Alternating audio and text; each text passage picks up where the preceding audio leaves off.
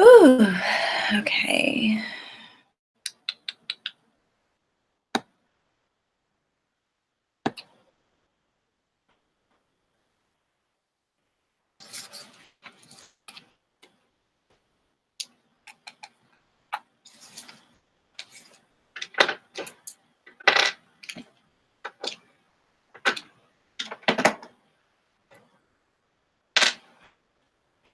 Hello. I don't know why your guys' chat doesn't show up in my live for some reason. Weird. Hello, everyone. How is everyone doing? It is so hot today. Oh my goodness.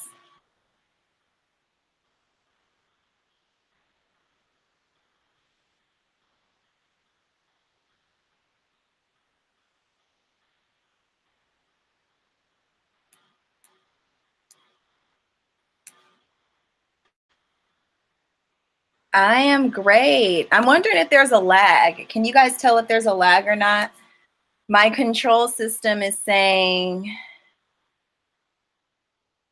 that, oh, it's talking about my backup streams are at okay status. I guess it's not at like the fastest status that it can be. So like, let me know if there seems to be like a lag or I'm not coming in clear, anything like that. Because if so, I need to straighten that out right now. But we're just going to wait a little bit for everybody to get in here. Just trying to get all my windows correct. Make my windows small. It's clear? Okay, good. Good, good, good, good.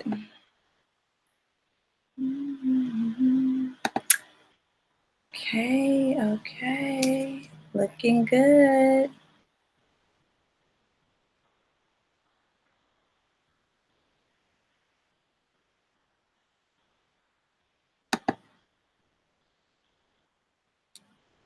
Okay.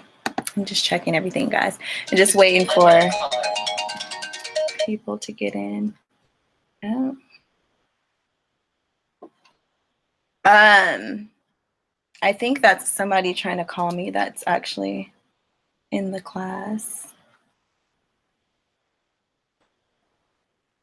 If you're trying to call my phone, just send me a text.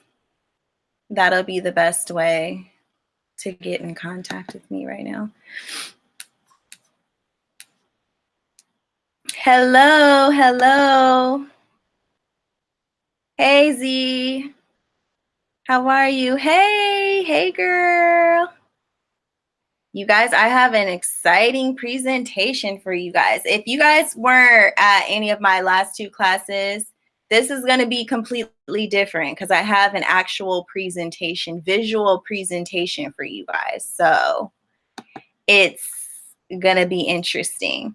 So I am going to start in a minute because we have a lot to cover. I'm probably going to give it like one more minute and then I'm going to start. So there's a lot of material to cover, guys. And I have a lot of visuals to show you guys. So it's exciting. So tell me who your guys' favorite goddess is, or if you even know enough about goddesses to even know what your favorite goddess is. Like, who do you think you resonate the most with from what you know?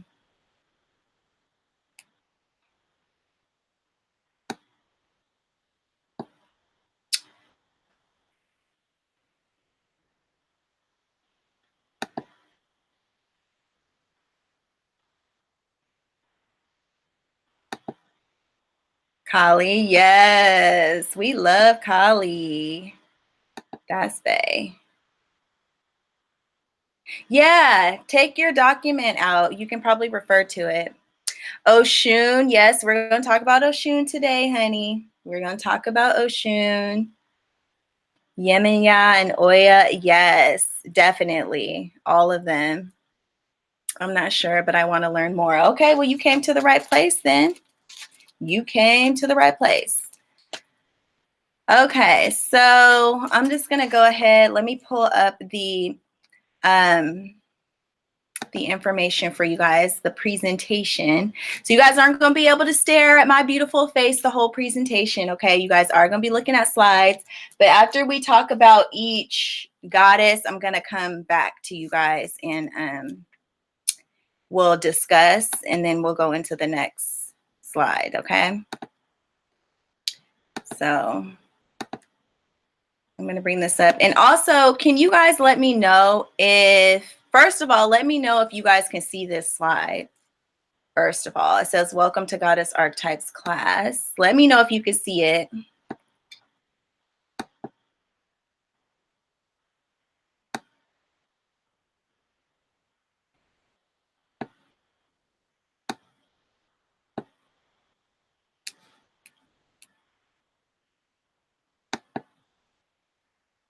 You guys can see it? Okay, good. All right, now we're ready. I got so many screens I got to toggle back and forth, guys. It's kind of annoying, but here we go. All right, so the first goddess that we're going to start with is going to be Aset. And there's a lot of reasons why I'm starting with Aset, because in all honesty, she is the supreme goddess, and she kind of is like all goddesses put into one. Aset is actually my favorite goddess. And she has the most variety to her. You know, she basically has all attributes to her. She is, they call her all that is, and that's why her name is Isis, because it symbolizes the is and the is. So she kind of is what is, but what is real. Just like when you say God, goddess, some people spell it Godis, as in God is. God into being, God into physical form, God, so that it's visual and you can see who God is. So when God or the supreme being takes physical form, it takes place as a goddess. It manifests as a goddess. It manifests in the female form, because the female energy rules over matter and the physicality of things. So when God, quote unquote, makes itself manifest, it's through a female form, if you guys didn't know that.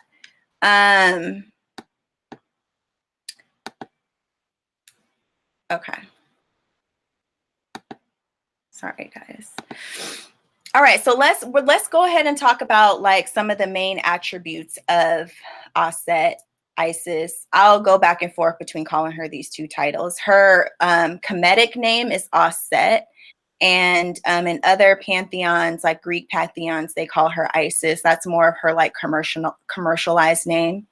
And another thing for you guys to know is that a lot of these goddesses that I'm going to be talking about, they are the same goddesses in different cultures. They just have different names. Okay, so keep that in mind as well.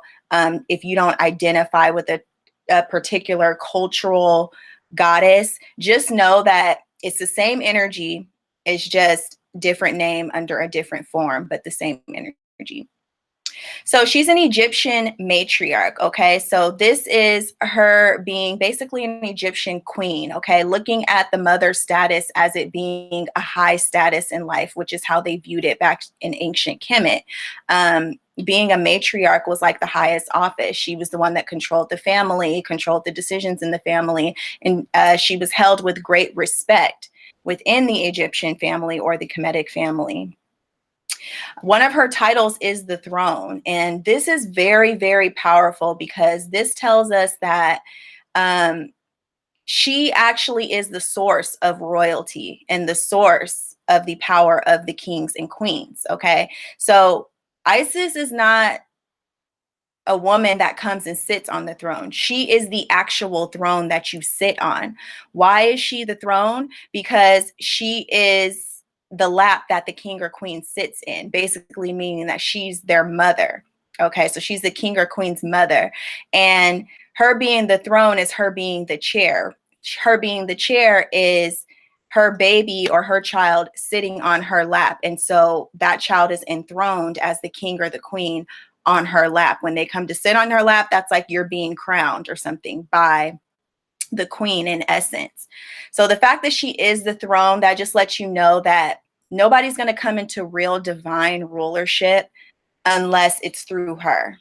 And I just think that that is so powerful. And this is what they believed back in ancient Kemet.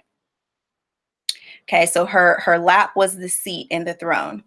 Okay, she also represents regality. Okay, so this whole idea of royalty comes from this goddess, okay, and it's spiritual royalty. It has nothing to do with the physical dimension, or it has nothing to do with how much money you have, how much gold you have, or nothing like that. This was a higher superiority. This is regality that comes from the spiritual dimension, and because of her spiritual powers, this is what made her royalty and regal. So anybody that was associated to her or related to her was considered royalty as well, which is extremely powerful. Another thing that I love about this goddess is that she represents quiet power. And so I love this whole idea, because this is saying that you don't have to be loud or boastful or come in and like make your presence known and be overbearing in order to have power. Okay. Aset is a goddess that she may be quiet, she may not say much, but you could still see the strength about her. You still know not to step to her, not to mess with her, because she exhibits a quiet strength that is to be respected. You know to respect her without her even having to say a word. Okay, so her power comes from silence. And I love that, because I feel like that's something that I strongly identify with within myself, is quiet power. And I feel like as women, this is something that we really need to cultivate as well, as far as being in our feminine power and knowing that there's power in femininity. There's power in not doing anything. There's power in being still. There's power in being quiet. You know, that's our power. And so we need to learn how to utilize that correctly. And Isis or Aset is a great goddess to appeal to if you want to acquire more of those qualities within yourself. Okay. She's also known as the perfect wife. Okay. So Isis is a goddess that definitely supports marriage, okay, and divine matrimony and being in sacred relationships, sacred unions, okay, and long-term relationships, long-term marriages and bonds. And she's seen as the perfect wife because she knows how to support her husband. She deeply, deeply cares about her kids. She deeply, deeply cares about her family. But she still has that strength about herself. Just because, you know, she's a good wife and she supports her husband, she still doesn't lose the essence of who she is. Okay. But she's very, very supportive to her husband, very supportive to her kids. She's very self-sacrificing when it comes to that, because her emotional bonds and connections to people is what is most important to her. And she's also the lady of speech and the power of the word. Okay, so Aset was seen as a woman who could speak things into existence. The power of her word was something that was very strong, and it was a force within her. So when she spoke, people listened. Okay, crowds became silent when she spoke because her words held that much weight to it. Her words were that powerful. And so everyone listened to her, everyone took her advice, and everyone heeded what she had to say. Okay, and also she can manifest and make things come into fruition from her words and what she speaks, as far as affirmation and things of that nature. She's a goddess of alchemy. This is one of her most important roles, okay? Being someone that can transmute base metals into gold, being someone that could take a bad situation and turn it into a good situation. So she, you know, this is the power that we have to transform things from one state to the next. This is like getting lemons and making lemonade, okay? Whatever situation that you're in, being able to get out of that situation through your magic, through your powers, is something that she represents. The search for wholeness. Okay, so this is really what her myth is about, the search for wholeness, and putting yourself back together again, finding the missing pieces of yourself, going on that inner spiritual search to search for the lost self, basically, and to recover that. Is also what her myth stands for, which we'll get into her myth next. Also, the power of love. Okay, like I told you, Aset is a goddess that supports love and sacred union. And this is also about the power of love to resurrect, to bring someone back to life, because that's what she did with her husband, Osiris. And then sacred union. So another reason why I love this goddess so much is because, like I keep saying, she resides over sacred love and soul bonds. So it's like the deep relationships, the type of soul bonds that exist beyond this earth, beyond this realm, the type of soul bonds that you are with the same person for lifetimes. Okay. That type of love, that deep of love. So Aset is really a goddess who is very much against infidelity. She's very against stepping outside of your marriage. She's very much against giving up on whatever your union is, unless, of course, it's something that's abusive or, you know, it's not right for you. You guys aren't a good match.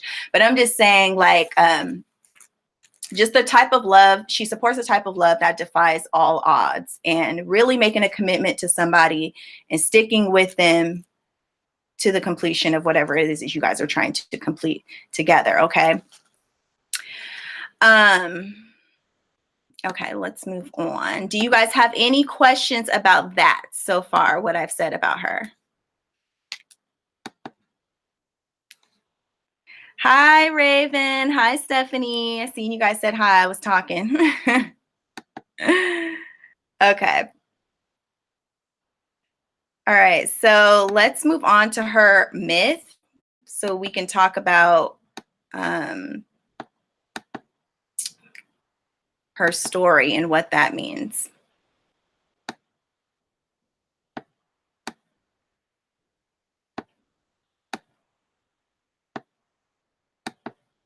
Okay, so this is her myth. Let's go over her myth and her story, and let's decode this so that we can really understand what this is about, even though it has several meanings, which I will discuss in a minute.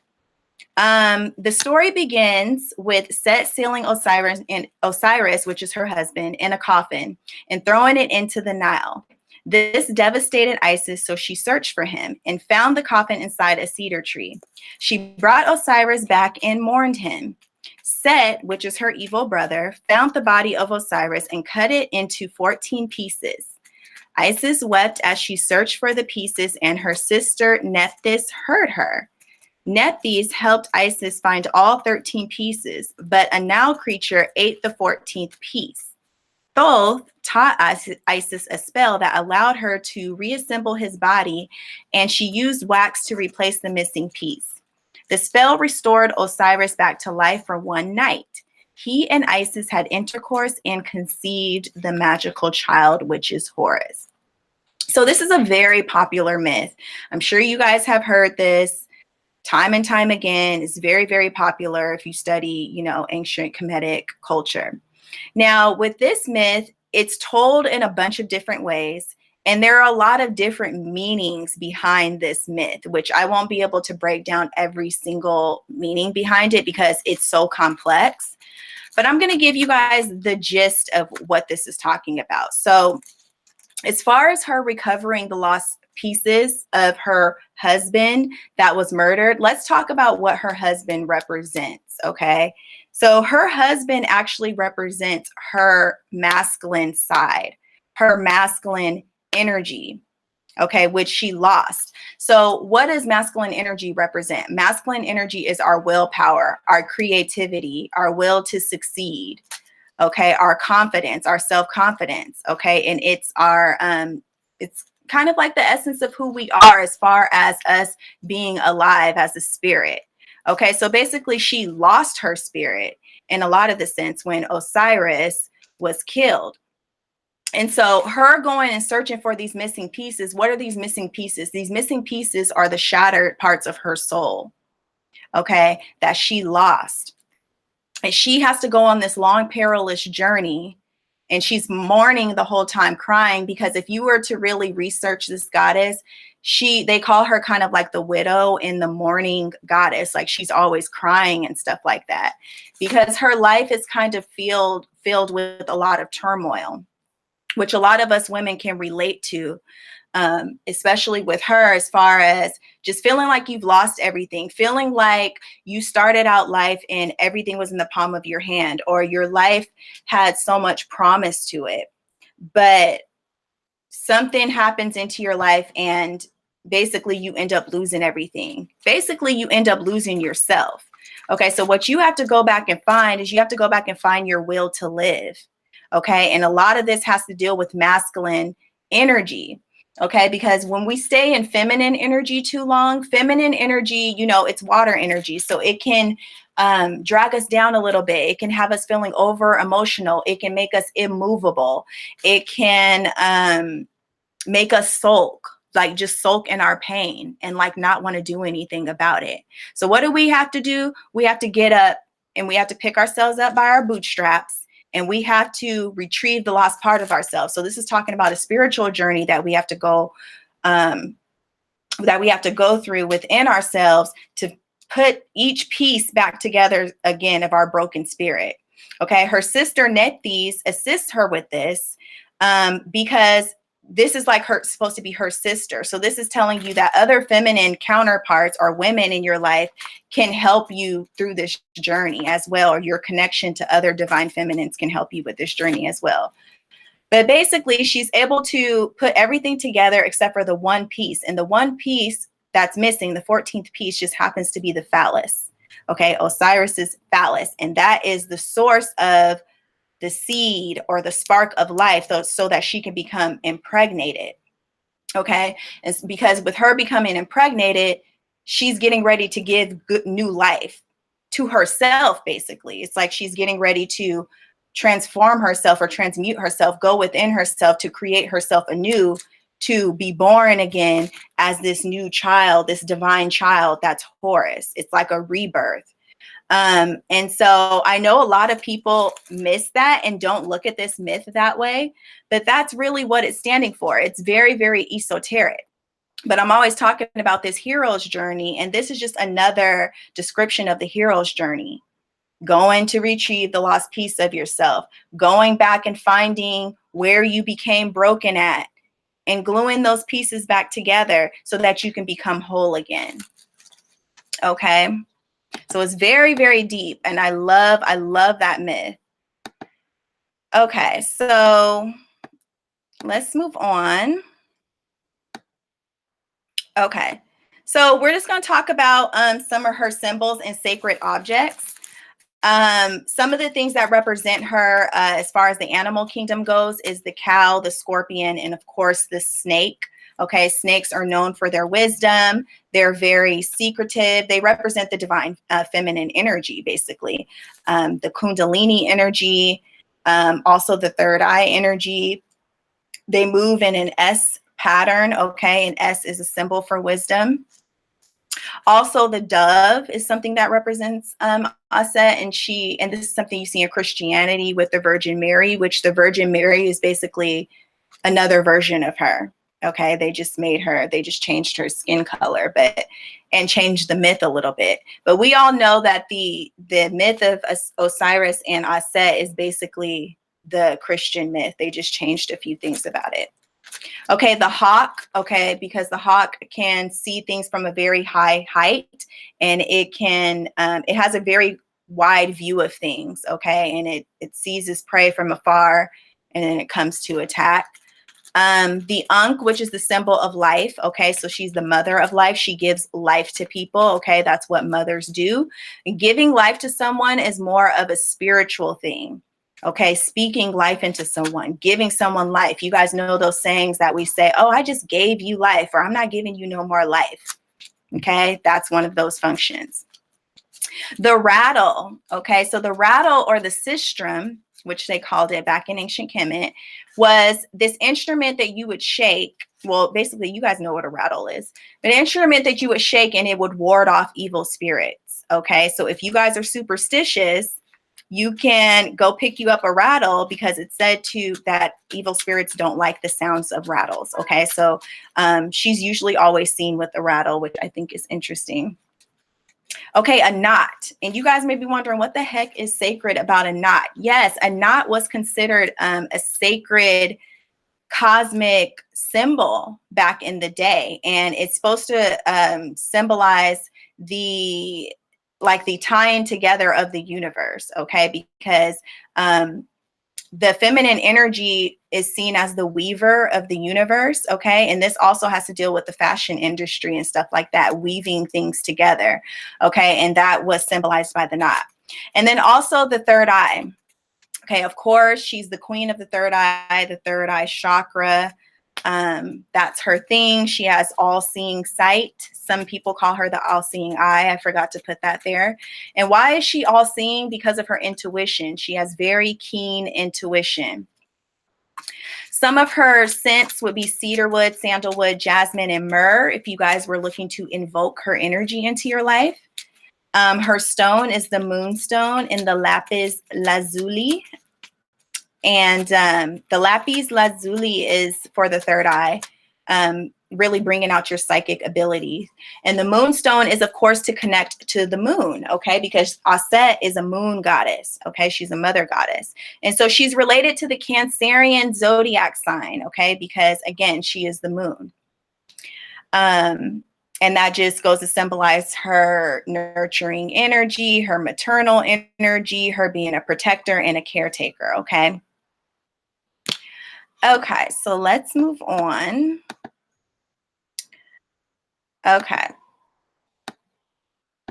So when to work with Aset. Okay, so I want you guys to pay attention to this, because this is who you need to invoke if you need any of these things in your life, okay? So when do you work with this goddess? You work with her when you want to solidify a soul bond or a soulmate in your life, okay? So if you're looking for that long-lasting partner, that deep spiritual bond, that relationship that goes beyond this earth, that is blessed by the gods, and something that you're really going to be committed to, because Aset is the type of goddess, she's kind of like the uppity goddess, okay? If we're going to talk about it like that. She's kind of, I mean, some people call her bougie, some people call her stuck up, whatever.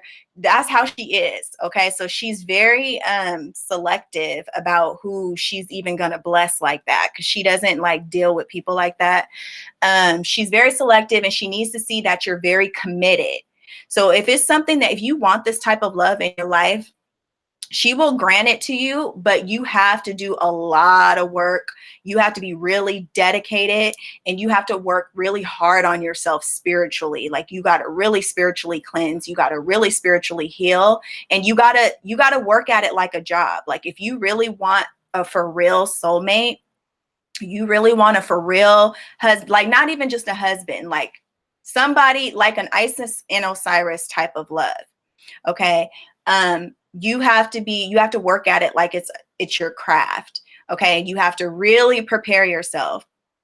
And once she sees that you've been putting in that work, then she will grant that for you. And it will be blessed and protected by her. So no one from the outside can interfere with your relationship and with your bond, which is very important. Okay, like she blesses people's unions, and I will talk about that in a second because there's more information about that in the book. And okay, so when else do you work with her? You work with her when you want to bring something back to life, right? Because she's about resurrection. This is a goddess about resurrection. So if there's something from your childhood or something that you used to do or someone that you used to be that you miss that part of yourself, it's forgotten or it's lost, you would work with Aset to bring back that energy back into your life and make it something that's vibrant again and make it lively again, okay? You would also work with her when you need soul growth, okay? So any type of soul growth, spiritual growth, if you're trying to open your third eye, if you're trying to brush up on your psychic abilities, if you want to get into the healing arts, you know, as a practitioner or something like that, you would work with Aset with that. She will get you squared away, honey. She will get you right on board with your spiritual capabilities so you are sharp as a razor. For motherhood issues, okay, yes, Aset is perfect to appeal to if you want to have a child or if you want to get pregnant or if you're having fertility issues. Okay, she can help you with that, help you with your fertility issues, work with you with your monthly moon cycles, to get yourself back regulated again, get yourself spiritually cleansed so that you can conceive. Or if you're just having issues with motherhood, like you don't feel like you're a good mother, you don't feel like you know how to nurture properly because you didn't receive the nurturing that you needed as a child or whatever, you would call on Aset, because Aset can really play as like another mother to you, like a second mother to you, because she is a mother energy. She's the cosmic mother. Okay. So if you don't have a good relationship with your mother, develop that type of relationship with Aset. Like that's how I look at her. And then protection for your family. So again, Aset is huge for protecting the family unit. Like she stands 100% behind that. Happy marriages and happy children, and protecting your family base that you work so hard to build. Call up Aset. Okay. She will hook you up. So that concludes the Aset portion. I'm going to come back to you guys. Now, could you guys see me while that was broadcasting? Let me know. I'm going to go to the comments now.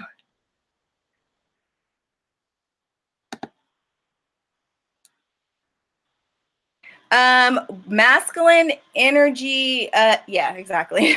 She said it. Fire energy.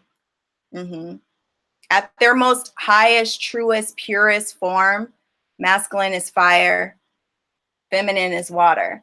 Earth and air are kind of like the sons and daughters. So earth would be the daughter and air would be the son of fire. You couldn't see me during the thing? Okay. I just wanted to know so I can know if I can pick my nose or whatever. I'm just kidding. Okay, guys. So what do you guys think about that? Do you guys relate? Do you guys feel like you guys relate to Aset at all? Do you have aspirations to have some of her attributes? You guys know I'm crazy. Okay. And then I want to read you guys something really quick out of, because I'm going to be using some notes from this book. I showed you guys this in my video I just recently did about how good this book is as far as the goddess archetypes. It's called Invoke the Goddess. Okay, and it has a lot of the goddess deities in here. So I'm going to read something out of here really quick. Okay, you can see me. All right, so first,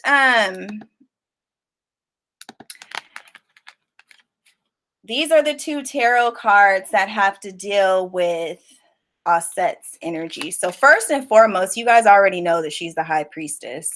Okay, because she's the goddess that deals with mysteries and the waters of the unconscious. Okay, see that moon under her feet? Okay, she has all the answers, Sway. All right, but she's kind of secretive. She has a secretive energy. She's definitely not going to reveal everything to you. But she's the type of goddess that she's not going to reveal things to you until you prove yourself to her. But she's also the star. She rules over the star Sirius, which is the brightest star in the sky. It's a blue star. Okay, so she does shine very brightly. You see her pouring out that water, which is that intuitive feminine energy. All right. And so let me just read you guys this really quick out of this book, and we'll move on to the next goddess.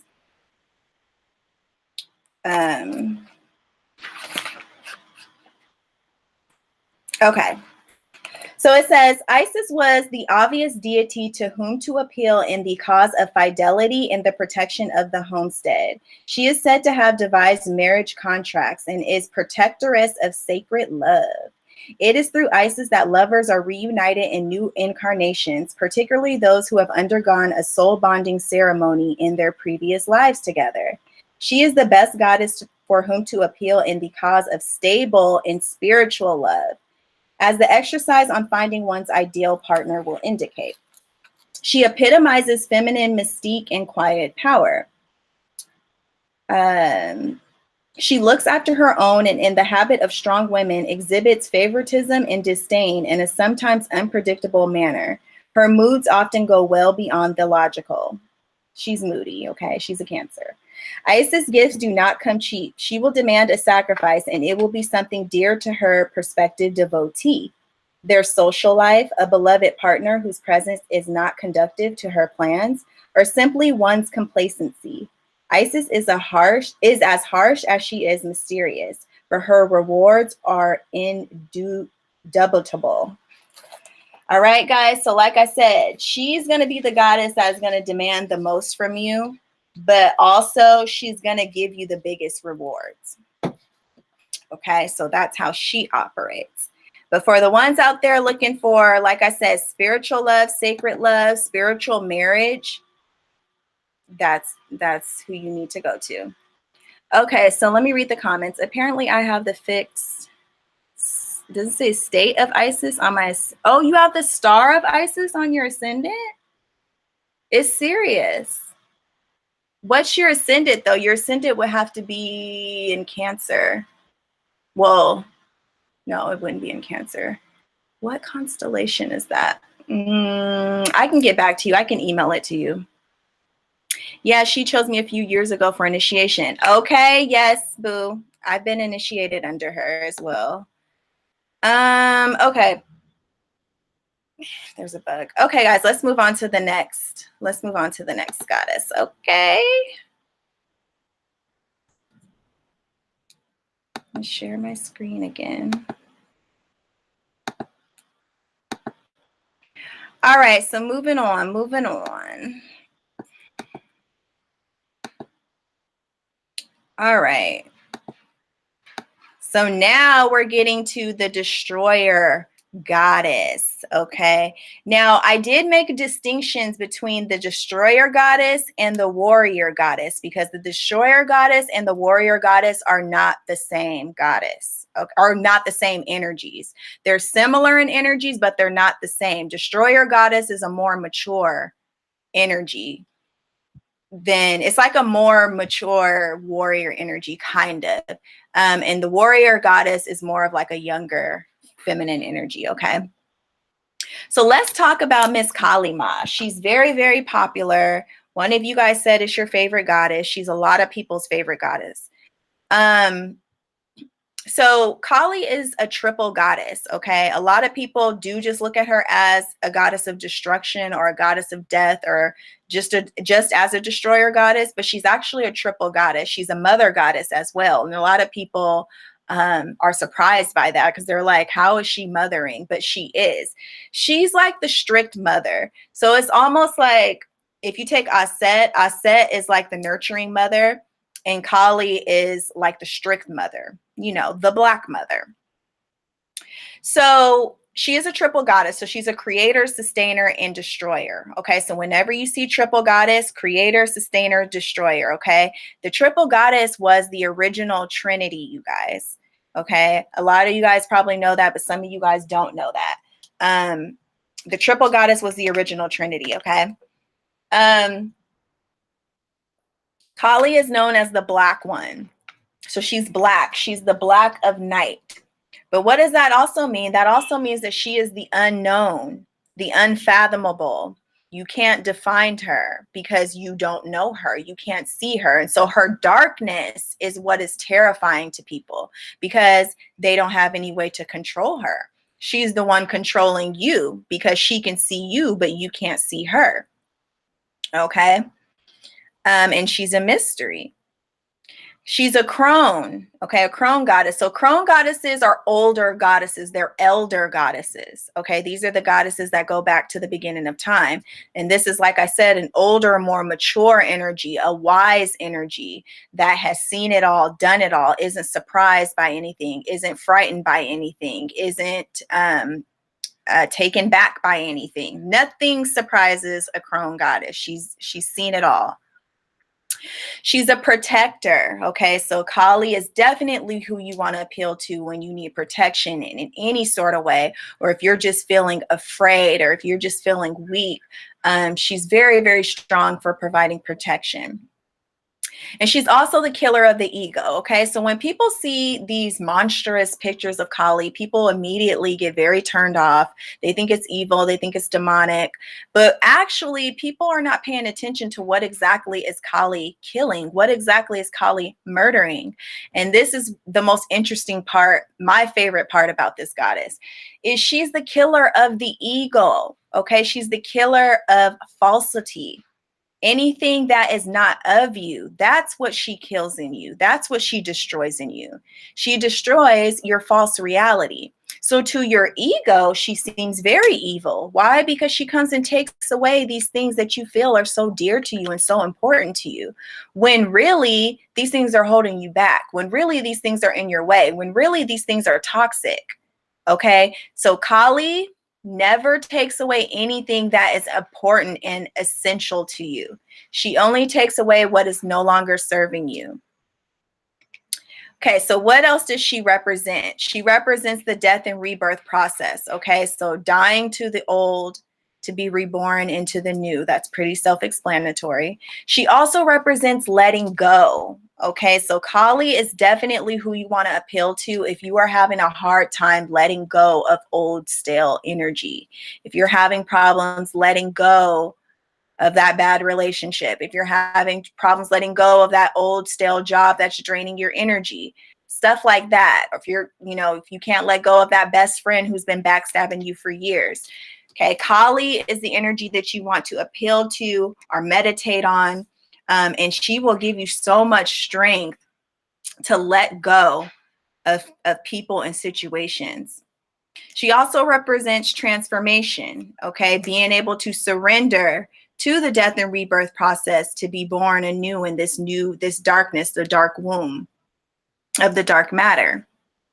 Okay, and then last but not least, karma. Okay, so Kali is associated with karma as well, which is basically what goes around comes around. So again, whatever Kali is bringing into your life, better believe is something that you deserve to have happening to you, because Kali is very just and she's very fair.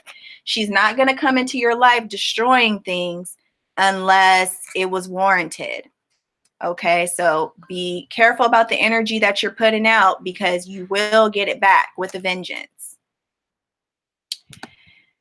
Okay, let's move on.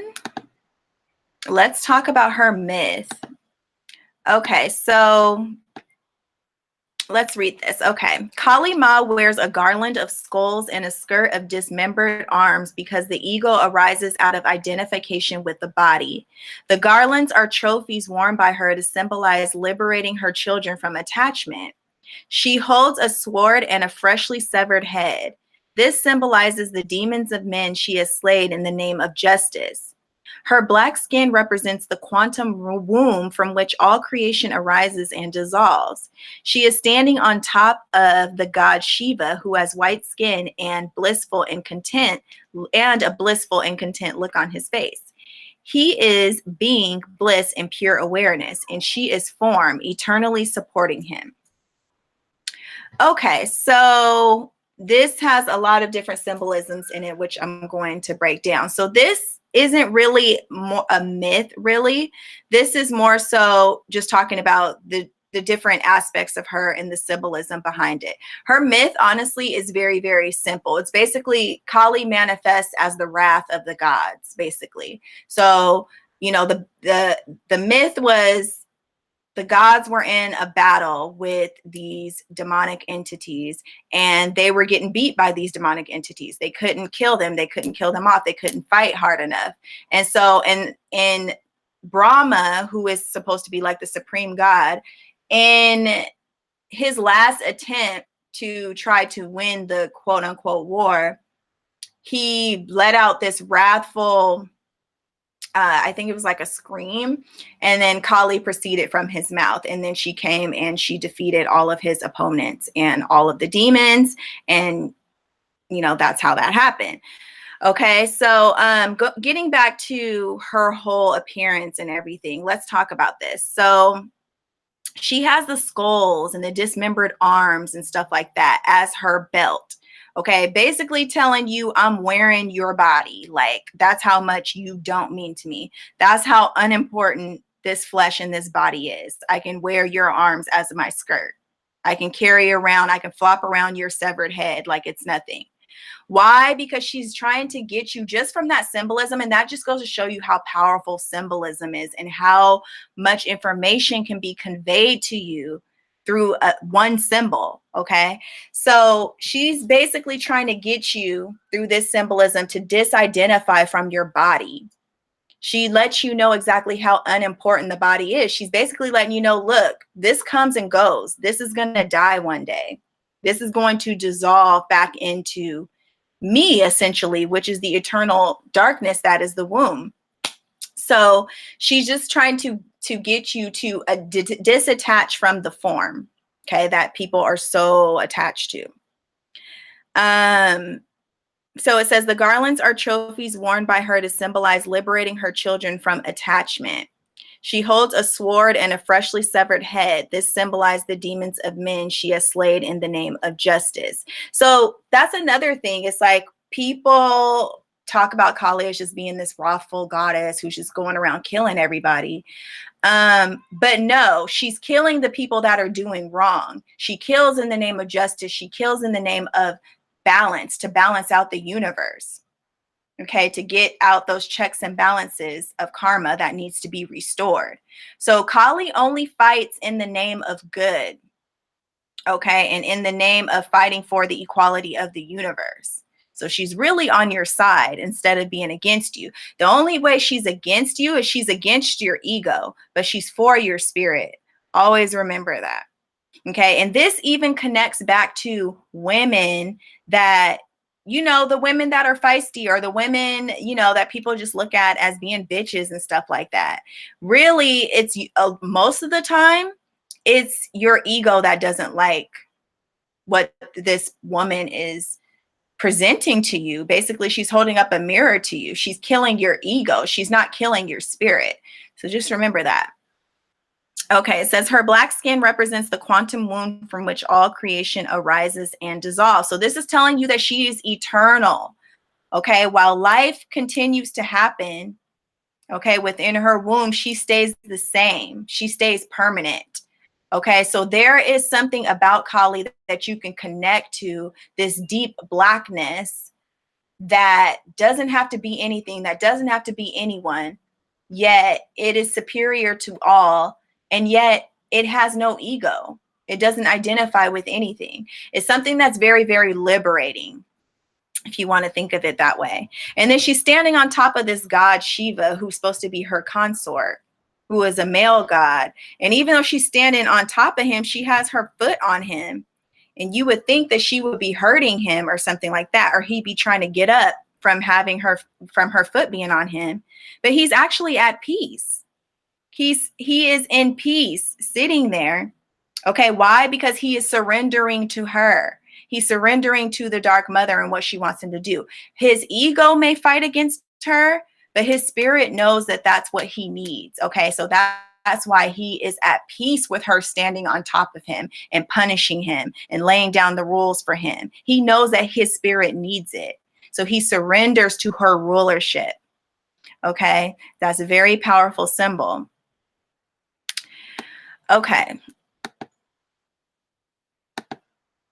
Okay, let's talk about her symbols and sacred objects. So, of course, swords. But why swords? Because she cuts things off. Okay, she severs things. Like I said, relationships, toxic energy that you have in your life, toxic self-talk, the way you talk to yourself, anything that is negative in your life. Kali comes to bring you the sword, to hand it to you and say, cut this shit off. Like, just cut it right now. And this is the type of energy that is just like a straight up and down chop. Like, there's no need to discuss. There's no nothing. Like Kali says, just cut it off. You like, stop talking about it. Just stop it. And my Kali is like this super strong goddess energy, like the super strong black goddess energy, because she's very stern. She's very straight to the point. She sees what needs to be done and she just freaking does it. And she doesn't care. She doesn't feel no losses behind it. Her stones are tourmaline and onyx. Okay. So with these stones absorb negative energy. Okay. And so that's what Kali is around and in your life to do, to absorb the negative energy, to dissipate the negative energy in your life. Okay, cologne is also something that may remind you of Kali. And I know that may be some weird for you guys to hear because, I mean, this is a goddess, but you have to understand Kali is a strong goddess. Okay, so it's not going to be some feminine, florally, tropical scents for Kali. No, she needs something like cologne or like a unisex type of smell that's very, very strong, kind of musky, and lets you know that she's around and that she's here. Okay, but it can be very hypnotizing at the same time. Gold, okay, she's associated with gold. Okay, this kind of goes back to alchemy, turning the blackness into gold, or the golden child. She's associated with the root chakra, okay, dealing with survival, dealing with how safe you feel within the world. And dealing with your sense of feeling like you belong here and you are an important person and you're supposed to be here. Okay, so Kali can help you with your root chakra. Red candles is something that you would light if you are trying to invoke her energy. Red and black, actually, I should have put that on there. And then the Capricorn zodiac sign is the sign that is associated with her because, again, she is a crone goddess. She's an elder goddess. She's related to time. And she's all about endings and cutting things off, okay, which is very much Capricorn energy. Some Scorpio energy too, but more so Capricorn. Okay, so when do we want to work with Miss Kali Ma? When do we want to work with her? So we want to work with Kali when you need to get rid of ego. Okay, so if you know that you've been operating from a very egoic standpoint, and you know you need to check yourselves, because I'm always telling people, like, sometimes we need to check ourselves. Okay, and that's just the honest to God truth.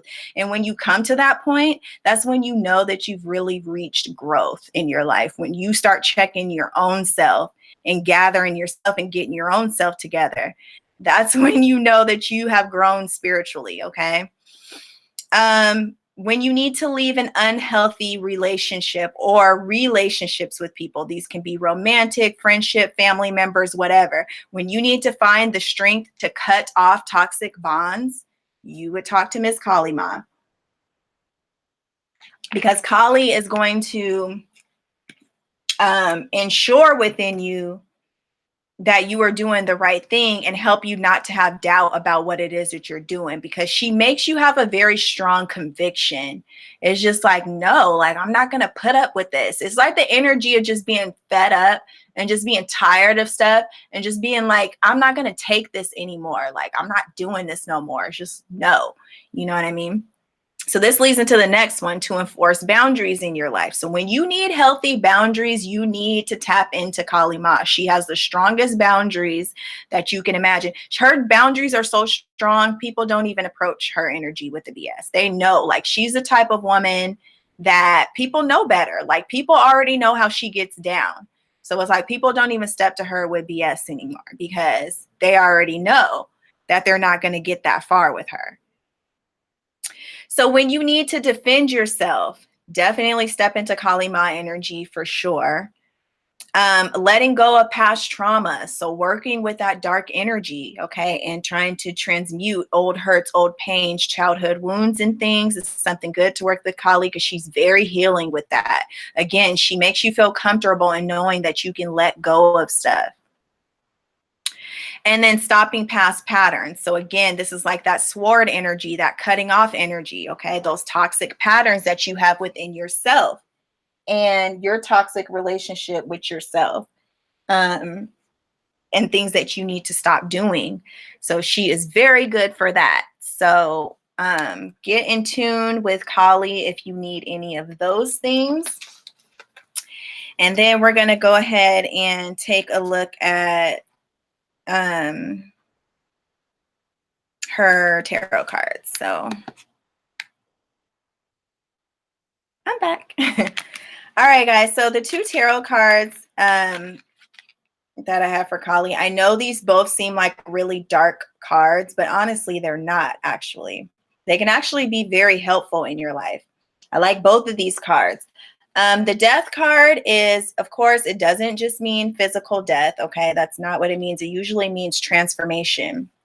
So this means you going through this deep, dark experience and you having to feel all the emotions of that experience and come to this point of intensity where you can't take it no more. And then you're forced to let go. Okay. And after you let go, that's when you actually find liberation, to your surprise.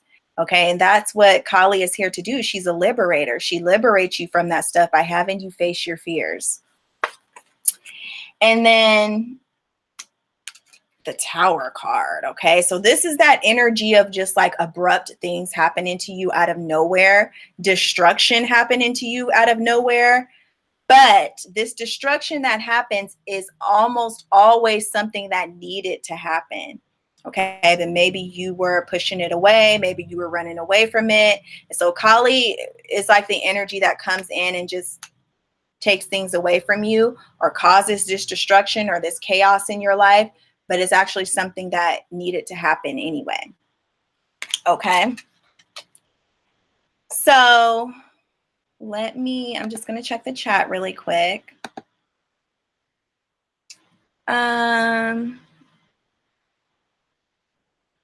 So uniquely me said, how do you become initiated under a goddess? Everything was a spiritual process for me. So I found out that Aset was actually one of my spirit guides back in 2008. It was like she revealed it to me. And I've been working with her ever since. But everything is like, for me, everything is like internal for me. So it's like I go through these lessons and she's like helps to heal me, and she brings a lot of realizations to me, but she also stops me from having a lot of the things that I want until I grow in my spirituality. But for me, it's something that's it's very intuitive process. It's not even something that I can really like explain to you and tell you like, this is how you do it. For one, you have to be like chosen by the goddess to like, she has to pick you basically. And then you just kind of come into these realizations. Well, first you'll identify with a lot of the attributes of that goddess. So you'll really, really identify with the attributes of a particular goddess. And then you'll start to try to embody a lot of her attributes as much as possible. And then she'll like guide you through it. But as far as like, how do you get initiated? I mean, I know there's like goddess schools and stuff out there that'll do it for you. But to me, like that stuff is like fake. I don't really believe in that type of thing. But one story I read was she was trying to stop her wrath and she accidentally stepped on his head while he was laying down to try to blend in. Have you heard this? There's a lot of stories, and yeah, I'm pretty sure you're right. See, these myths, they change up, you know, over the years, and so there's many different stories of it. But I'm sure, yeah, that sounds like me. I'll cut people off so much. I'll be alone because you're a Capricorn, Z. What does her sticking out her tongue symbolize? Her sticking out her tongue, to be honest, I honestly don't know what that's about. I've heard like conspiracy theories about what it means, but I don't really believe that either. I'm not entirely sure. Do we have to do any rituals to work with the goddess? Yes, you can. I'm actually, guys, after this class, I'm going to send you guys rituals for each of the goddesses. You guys can go do at home. And I'll email them to you guys. Your nephew's name is Kali. They give him a lesser known Hawaiian name. My sister was disturbed by the Hindu god description. Oh, Kali. I love that name for a child. I like that. That's beautiful. Okay, guys. So let me just read this about Kali and then we're going to move on because we only have like an hour and 15 minutes.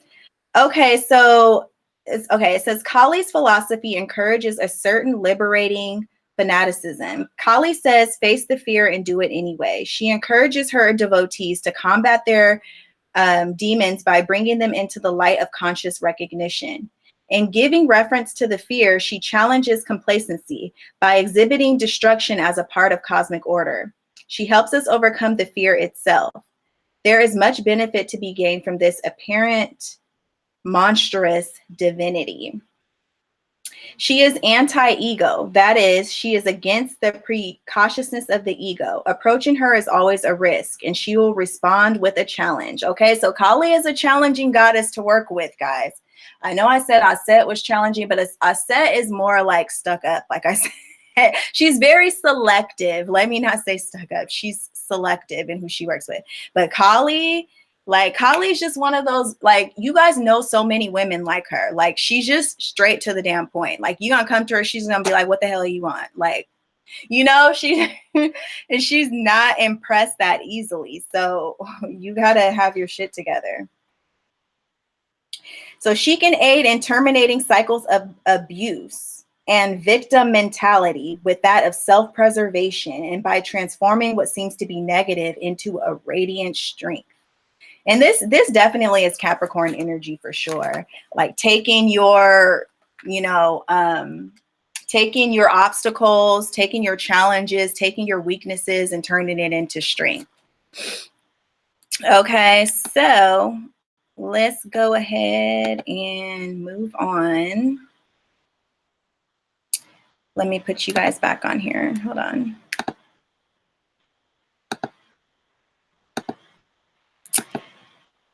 All right, guys. So, Sekhmet. Okay, now we're at Sekhmet. Now, Sekhmet is the warrior goddess. Like I said, this is like a younger goddess, but she's still coming with that strength, okay? Because Kali is a strength goddess and Sekhmet is a strength goddess as well, but they're two different types of strengths, okay? Kali is like putting up boundaries, maintaining that, and being very strong in your convictions. And Sekhmet is more about fighting back, okay? So Sekhmet is a sun goddess. Okay, she's a solar goddess. And this is something that makes her very unique, because you mostly hear about gods or male deities being solar gods or solar deities. But Sekhmet is actually a sun goddess. Okay, so she has a very bright, radiant energy about her. And her energy is very, very strong and very overpowering. Okay. She's a shining goddess, but she also burns with her strength and with her power. Okay, so she's known as a lioness. Okay, so what do we know about lions? They're fierce and they have a lot of courage. Okay, they are not scared of anything. They have a lot of dignity. You need to give them their respect. And the lioness, we all know, is more ferocious than the male lion. Okay, why? Because when it comes to protecting her cubs, she does not play that. Okay, so Sekhmet also rules over sorcery.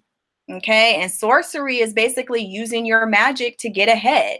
Okay, using your magic. If you have to trick a few people, if you have to cast a few spells on people to win at combat, or you're, being strategic, then that's what she's going to do to win. She's going to do whatever she has to do to win. She's the red lady. And you guys know what's so interesting about this? Okay, so one of her colors is red. But her being the red lady, yes, it has to deal with this fire and this wrath and all of this, but it also has to deal with the menstrual cycle. Okay, so just think of Sekhmet as Sekhmet comes out of all of us ladies at the time of our menstrual cycles, or the week before our menstrual cycles when we're going through PMS. That is Sekhmet's energy, okay? That snappy energy, that ferocious energy, that stay away from me energy, that confrontational energy. Okay, that's that blood energy, that menstrual energy. And that's why she's the red lady. She is a huntress. Okay, so she goes after what she wants. When I think about Sekhmet as an archetype, I think about the woman, a female hustler. Okay, like a woman that goes out and gets it by any means necessary. Her kids are hungry and they need food. She's going to go out there in them streets and do whatever she has to do to put food on the table. Okay, so that's kind of like that huntress energy, is going after what you want, not waiting for it to be brought to you, but you going after it. Okay, and then inner strength. Okay, of course, she just represents that inner strength that us divine feminines have. Okay, she rules over combat and war. Okay, so if you need to go to war about anything, I mean, I'm not promoting it, but in all honesty, you guys, things happen in this world where we do have to go to war for ourselves or for our kids or for our family or for our lover, whoever, or even for ourselves. There are times when we have to battle, okay, and we have to fight for things. Ambitions, okay, and improving your ambitions, being ambitious, being a go-getter, and knowing that as a woman, we don't always have to be like soft and cuddly all the time. You know what I mean? We have dreams, we have goals, we have things that we want to accomplish. Okay, and Sekhmet gives us that willpower to go get it, to be ferocious, to be a lioness about our hopes and our dreams. Okay, tackling life challenges. So again, you want to get that Sekhmet energy if you're having some obstacles coming up in your life and you don't know how you're going to surmount them. You don't know how you're going to get over these challenges. You need to call upon Sekhmet to help you with that. And then protection of the self, most importantly, and protection of the soul and the spiritual self is really what Sekhmet represents also. Okay, so protecting yourself, ladies, which is something I feel like we don't do enough. Really being there. I mean, the masculine energy, of course, if you have a spouse, they're your protectors, but we're not out with our spouses all the time. Okay, sometimes we're out by ourselves and you need to be able to protect yourself. Okay, so that's that energy for Sekhmet. Let's move on. Okay, let's talk about her myth. Okay, so her myth is, sorry guys. Okay, so it says, Sekhmet came to Earth to avenge her father Ra because the humans had not been true to the laws of Ma'at. She became so violent that she slaughtered all of humankind and was drunk off their blood. Ra tried to calm her down but couldn't, so he poured 7,000 jugs of beer. Hold on, guys. This is blocking my view. I can't read the rest. Hold on, guys. Okay, there we go. Okay, so she poured 7,000 jugs of beer into the Nile to look like blood. Sekhmet drank it and passed out for 3 days. Only when she woke, she went back to herself. So this is a very ferocious myth. Okay, so it says that she came to Earth to avenge her father Ra because the human race were not true to the laws of Ma'at. Okay, so that's telling you that she is an upholder of cosmic law. Okay, she's an upholder of what's right. When people aren't obeying the laws, or even if you're not obeying the laws within yourself or dealing with other people, okay, she is the one that comes to avenge that. But she got a little bit carried away. Okay, so it says she became so violent that she slaughtered all of humankind and was drunk off of their blood. So she took things a little bit too far. Okay, so he tried to calm her down, so he poured 7,000 jugs of beer into the Nile to look like blood. So basically, he had to trick her into calming down by basically getting her drunk so that she wasn't coherent or so she wasn't conscious. Okay, so this is just talking about the ferocity of the feminine energy when we really do get into that fire energy, because we do have a very strong fire energy within us, and that fire energy is at its most powerful when we are on our menstrual cycles or right before we start our menstrual cycles. Okay, so when you guys see red symbolism a lot, you guys see red, or you guys see the lady in red, or they talk about the scarlet woman and stuff like that. That is literally talking about the menstrual cycle. Okay, because it's almost like when we have our menstrual cycles, it's kind of like something takes over us. And it's just this very powerful energy of kind of like wanting to get revenge on people, or wanting to bring up stuff from the past that you're still pissed about and you're still mad about. It's talking about this inner rage that we can have of things that have happened in our lives that we don't feel are fair. And most of the time, these things come up around the times that we have our menstrual cycle. So this blood is kind of symbolizing, like when it talks about this bloodthirst that we have to like get revenge on everybody and to make make our wrongs right, or make the wrongs that people did to us right. And we get this way from the menstrual cycle, but it actually serves a good purpose in our lives, because we have to have some type of space or some type of time to express this type of energy, especially if we're being nurturing most of the time. Okay. We have to have our outlet as well. We have to have our expression as well. Like, men aren't the only ones that can have this ferocious fire energy about themselves. We have it as well.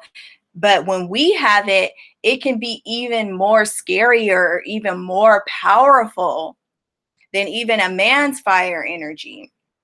And that's what this is showing, because even the gods couldn't calm down Sekhmet when she was going off and when she was avenging the wrongs into right. No one could stop her, not even the gods, not even her dad can stop her. Okay, so that just goes to show the power of this blood energy that we have. Okay, and that it can be destructive or it can be constructive. It just depends on how we utilize it and how balanced we are within ourselves. Okay, so let's move on. Okay, so we're going to talk about her symbols and sacred objects. So, of course, the sun disk. When you guys see photos of her, you guys always see her with the red sun disk there, because she is a solar goddess, very powerful. She has a scepter, which just signifies her rulership, her royal rulership. She carries an ankh as well, Lady of Life. All of the Egyptian goddesses pretty much have ankhs, or you'll see them with ankhs, giving them to other people, giving them the gift of life, eternal life.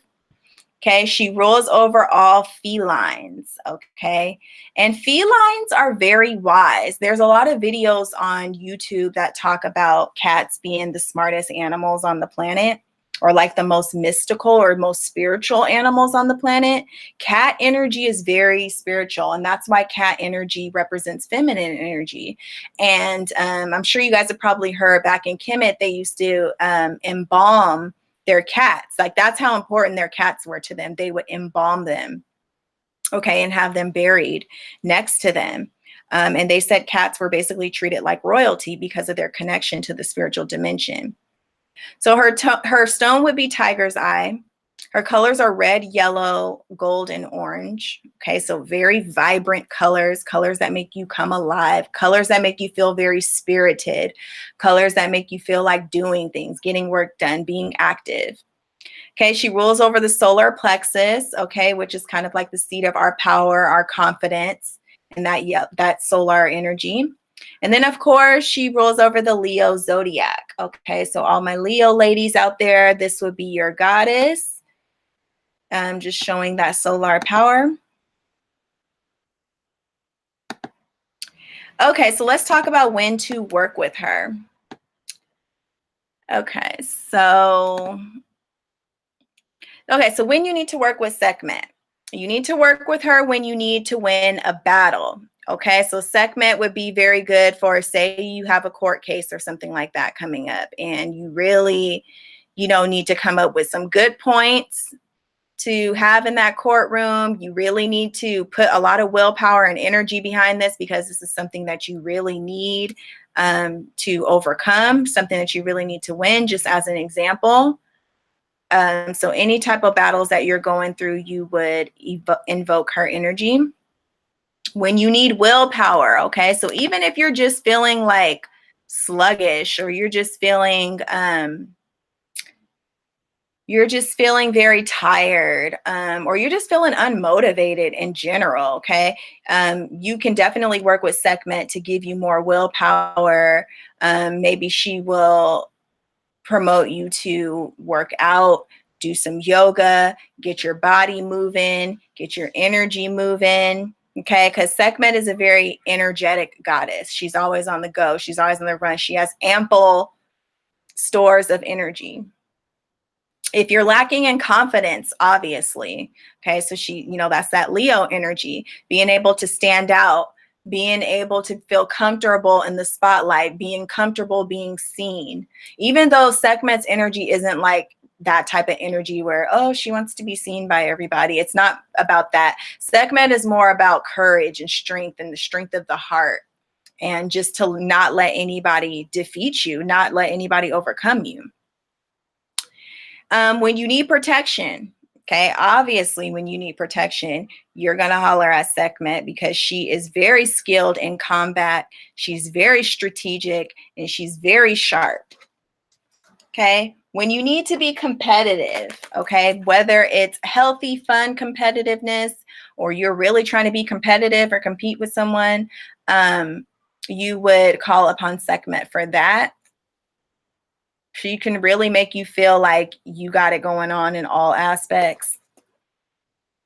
And standing up to manipulation. So Sekhmet is definitely not a goddess that is going to be manipulated at all in any way, shape, or form. She's going to call that out right away. She's going to be very direct. And she's just not the type of goddess that you would even attempt to manipulate, okay? Because she's the type of goddess that's very upfront and very transparent. And most of the time things are about her anyway. So she's not the type that's gonna let somebody lead her down a dark path or anything like that. Okay, so standing up to any type of manipulation, in a nutshell, standing up for yourself and sticking up for yourself, okay? Which is pretty much self-explanatory. All right, so we are going to talk about her cards here, her tarot cards. I'm back. All right, guys. So her two cards are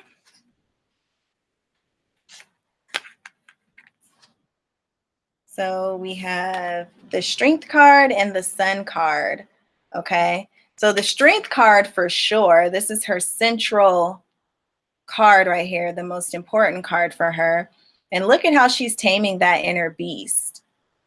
Okay. Learning how to tame your unconscious urges or your destructive urges within yourself, and being more strategic about the way that you execute things. It's like not backing down from things, but making sure that you're not acting off of impulse, or you're not being stupid about the moves that you're making because you're just kind of letting your unconscious run wild, or you're just letting your impulses run wild.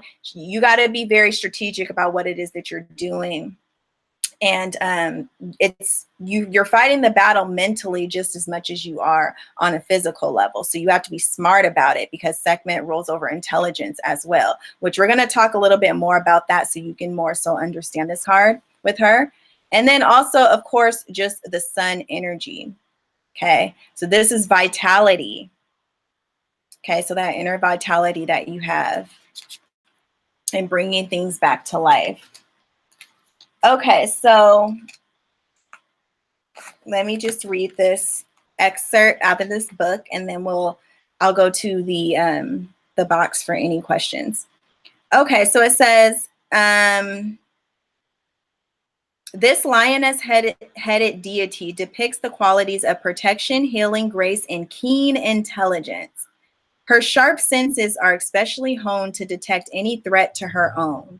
She is a particularly patriotic deity. She was often prayed to for destruction of enemies, particularly the Nubian tribes, and her weapons included a fire-tongued cobra. She is endowed with searing insight. Majestic in black basalt, she is undemonstrative about her quiet, unquestionable strength.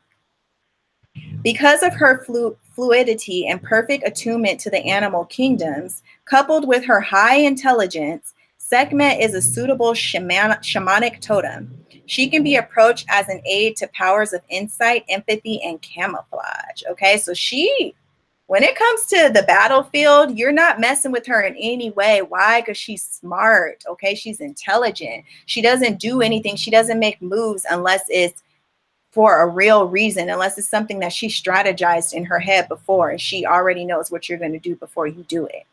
That type of energy. She's on top of her game.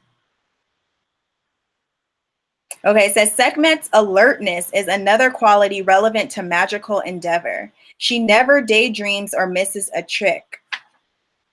She combines the magical ideal traits of unflinching observation, grace, and power. So she's always on guard. She's always on guard. She's always ready, okay, for combat if that's what it has to come to. She's sharp. Okay, lions being the majestic symbol of the sun, as well as kings and queens of the jungle, Sekhmet could be termed a solar warrior. Lion heartedness is associated with generosity and an all-embracing nature.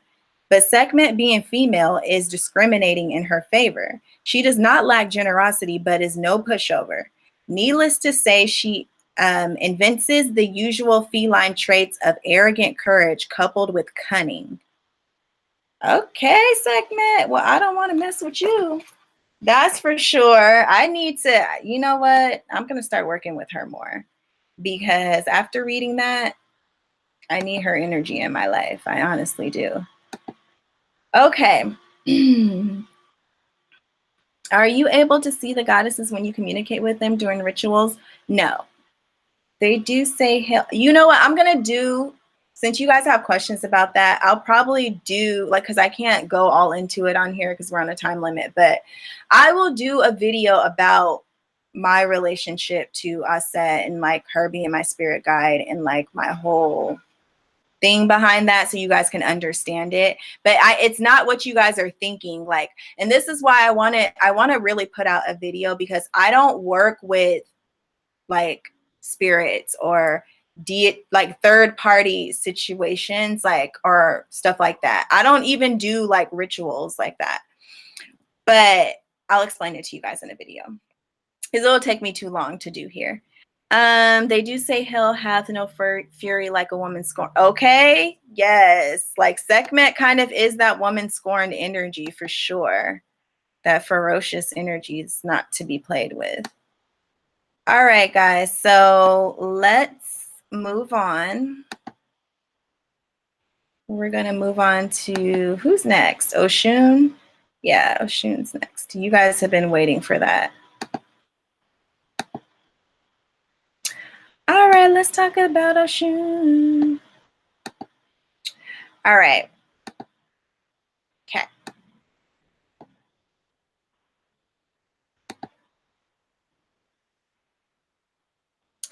Okay, so we're talking about Oshun. Now, Oshun is like super popular now. She's really blown up like within the last 2 years. I know a lot of people have been working with her for a long time, especially if you're a part of the Nigerian culture or just African culture in general, because she's part of the Orishas.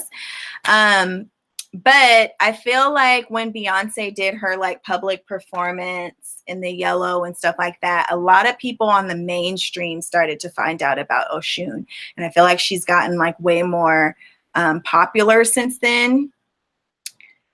Okay, so Oshun is the love goddess. Okay, so across other cultures, Oshun would be, she would be similar to like a it was Aphrodite, and it was one other goddess that I had mentioned that was like her.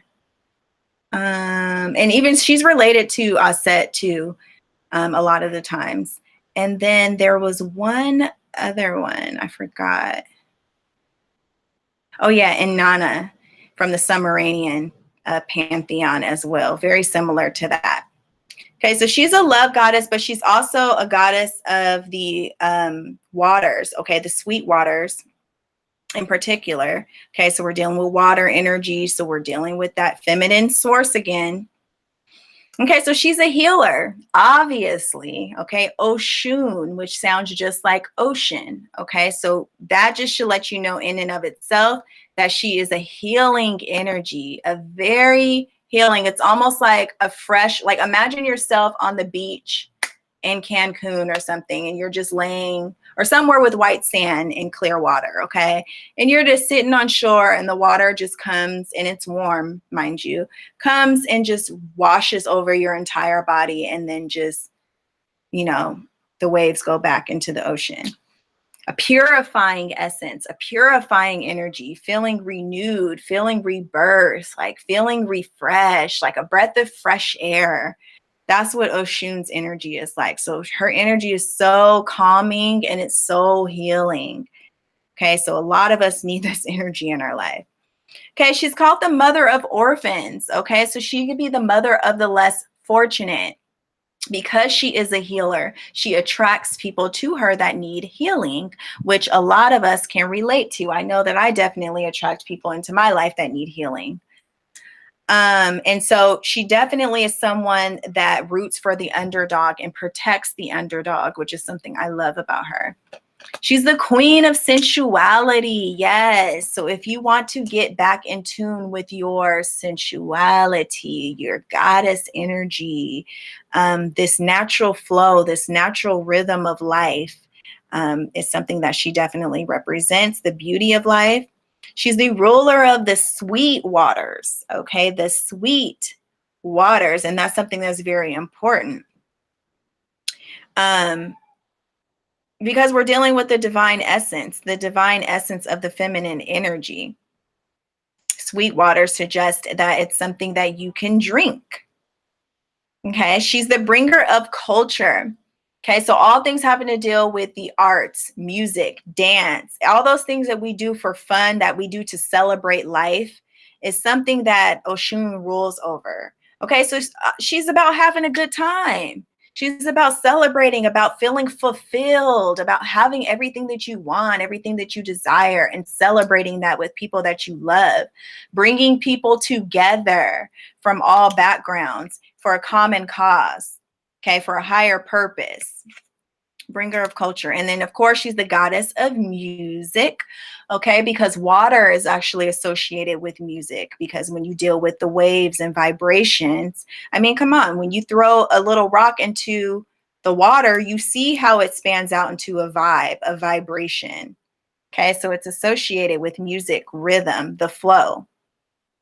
Fertility. So Oshun is another goddess that you want to appeal to for fertility reasons. If you are trying to get pregnant, anything like that. They actually said, to mention Beyonce again, they said that she actually worked with Oshun to get pregnant with the twins. They were saying that's how she got pregnant, was from doing rituals to Oshun and offerings to her, a lot of offerings to her. Sexual nature. So this is getting in touch with your sexuality and feeling comfortable with your sexuality and being free loving with your sexuality. Okay. Being someone that kind of wants to spread that love to people. Beauty and attractiveness, obviously. I mean, look at this picture of her. Okay, so she represents beauty and attractiveness, sacred adornment, adorning yourself, beautifying anything, whether that's yourself, your home, your car, ever. Magic and mysticism. She rules over that. Yes, she grants wishes. Financial success and prosperity. Okay, so she rules over abundance as well. And just having enough of everything that you want, okay? Feeling full, feeling fulfilled, like I keep saying, and feeling stable. And then luxury, okay? So she rules over luxury, which is something that a lot of us want in our lives, right? I know that I do. Okay, so let's move on to her mid.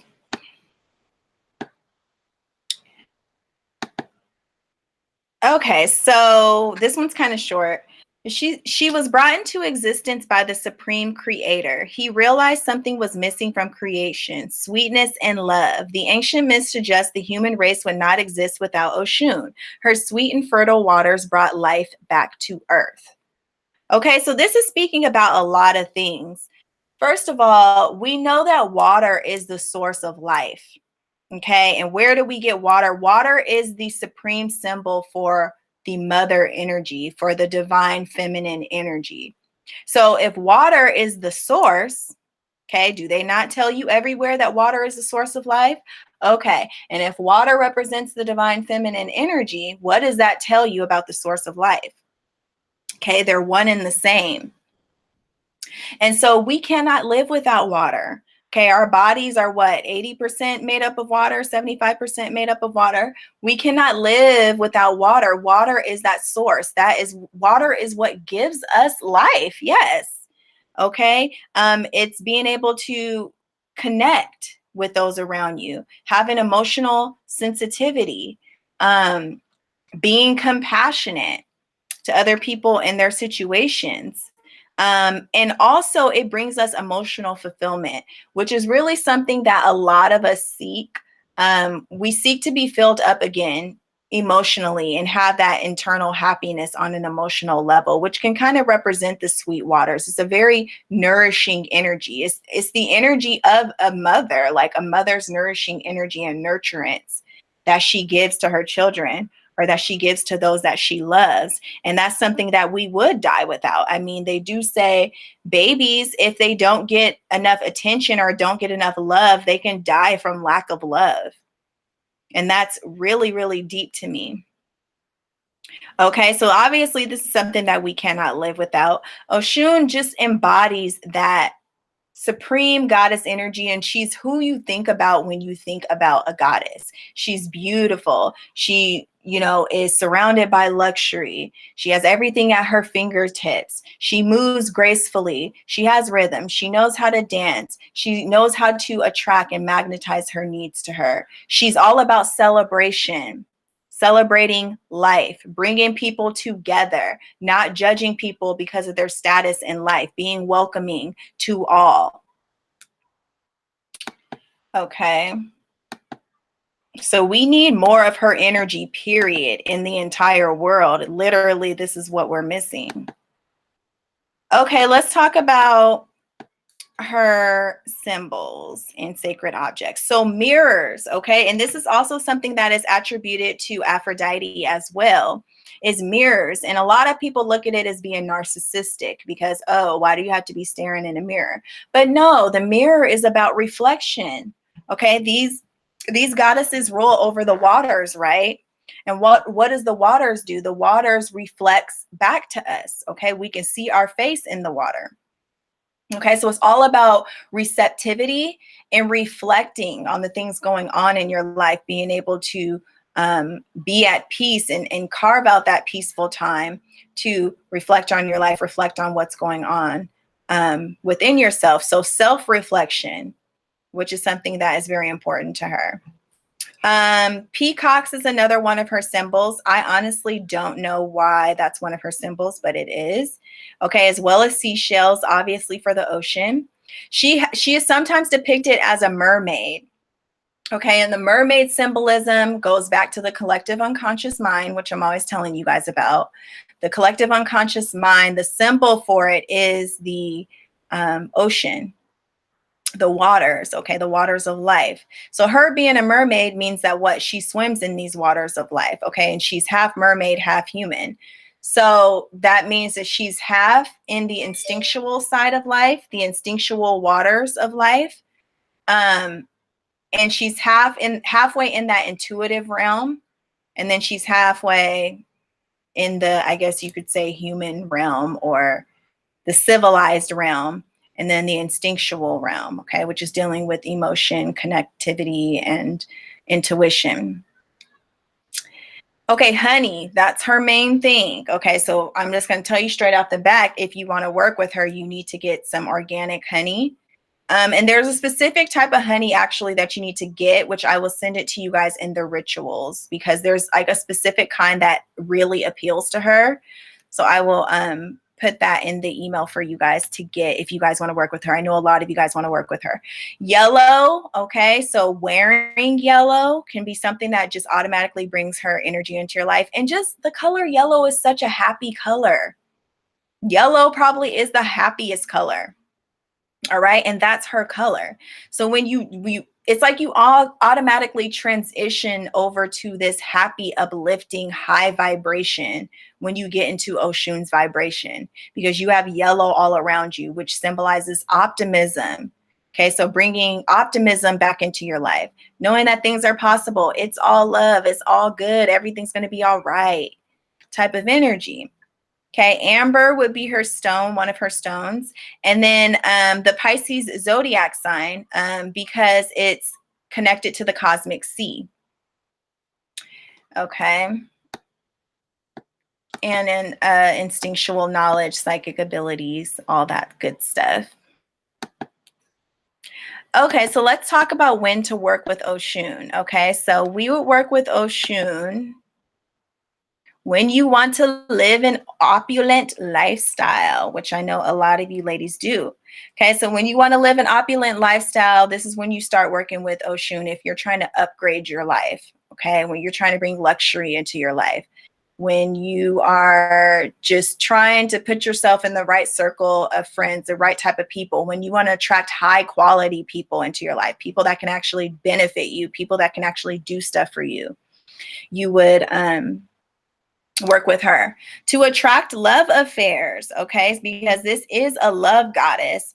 So it's not necessarily the same as with Aset when you get this like really deep soul bonding love.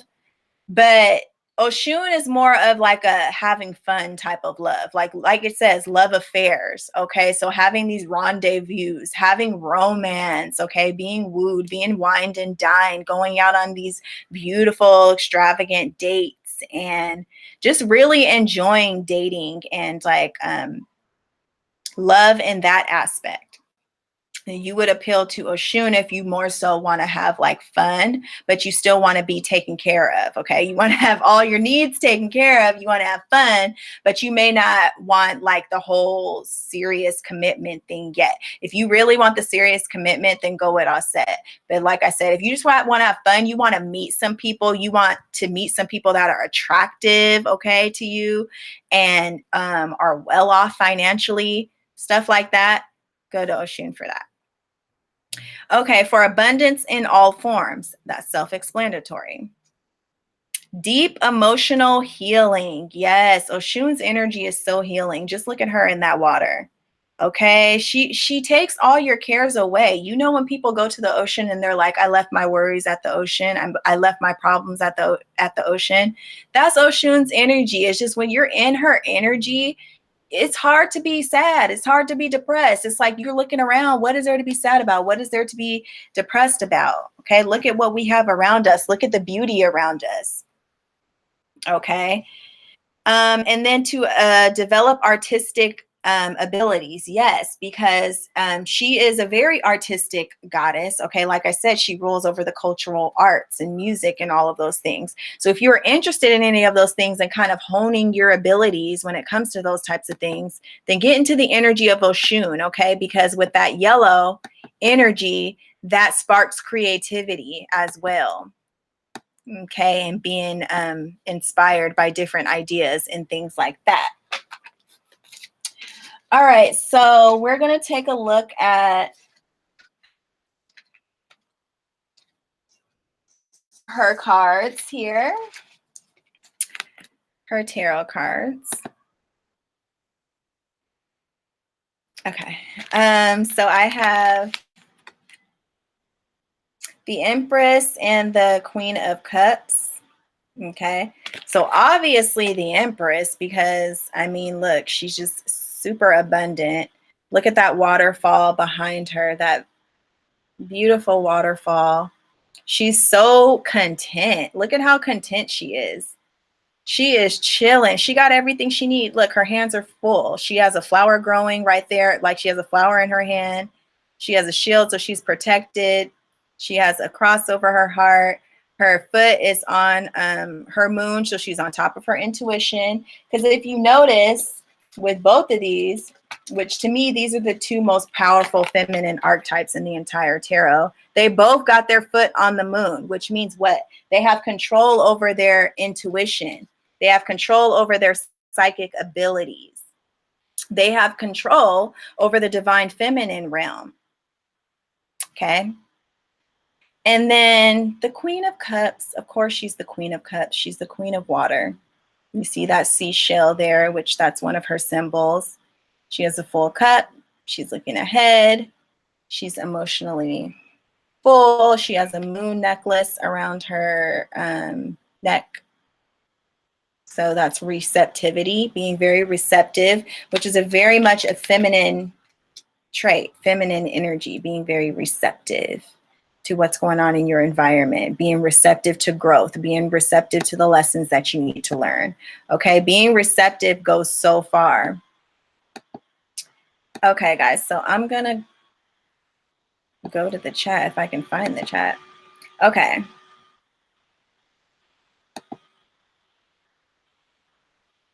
Okay, let's see. Inanna, Latika. I think it's Inanna. Oh, Oshun is your guide. Uniquely me, and that I should have a symbol for her. Yes, you should. If you ever get told that like you need to build an altar, or you need to build like some type of area where you can go connect. Because this is what I think. I think as far as the goddesses go, like I'm not down with inviting spirits into my space or into my life, because that can get, like I said, I'll do a video about it. But I do believe in getting, like, you can get together a sacred space where you can have all of the things of that goddess there, and you connect with the energy, you blend with the energy, you become that energy, you embody their attributes, you embody what they believe in, and how they present themselves. You're supposed to be blending with these goddesses, merging with these goddesses, not necessarily inviting separate spirits to come into your life and direct your life or tell you what to do. That's not how I look at it. I feel we're supposed to be honoring these deities, and we're supposed to be looking up to them. Like they're like icons of energies that we want to embody in ourselves. Okay. And that's why I connect with Aset the most, because I feel like she is who and what I want to embody. That's what I want for my life. What she has, her Osiris, her being the perfect wife, her being the perfect mother, her being super spiritual, her going on the hero's journey and putting the pieces of herself back together again, her finding spiritual wholeness after going through all of these horrible experiences. That's like that's literally my life. So that's why I chose her. But you guys can choose whoever you want and just start to build a relationship with them. You use ocean water for healing. That's very good. That is very good. And that's really good to put on like your altar or where you praise at or whatever too as well. Very good for that. And for working with Oshun too. Ocean water, I would definitely do that if you guys were to build like an altar to her or have a sacred space for her. And that's what I like to call it, a sacred space, okay? Where, like I said, you can have a place built up with all of her energy. And if you go to that area every day, you sit and you meditate and you pray in front of that, and you do like a little ritual there. So like with the ocean water, you can pour the water into a cup, light whatever, a yellow candle, have your affirmations or incantations where you speak things into existence that you want her energy to bring into your life. Sit there, pray, meditate, and you will start to merge with that energy, and you will really start to notice the difference. Okay. Okay, guys, we got one more. We have one more left. Okay. Just a moment, guys.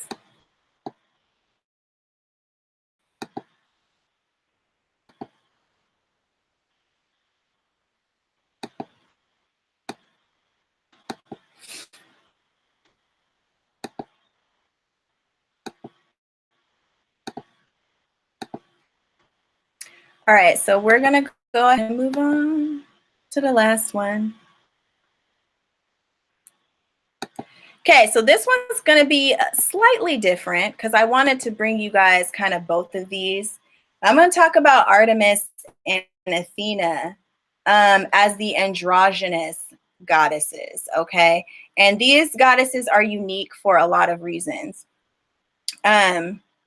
So, okay, we'll talk about Artemis first. Okay, so Artemis, okay, well, we'll talk about androgyny first, just so I can break down what that is even though most of you guys probably already know what it is. But basically, when we're dealing with an androgynous goddess, we're dealing with feminine energy that is equally balanced with masculine energy.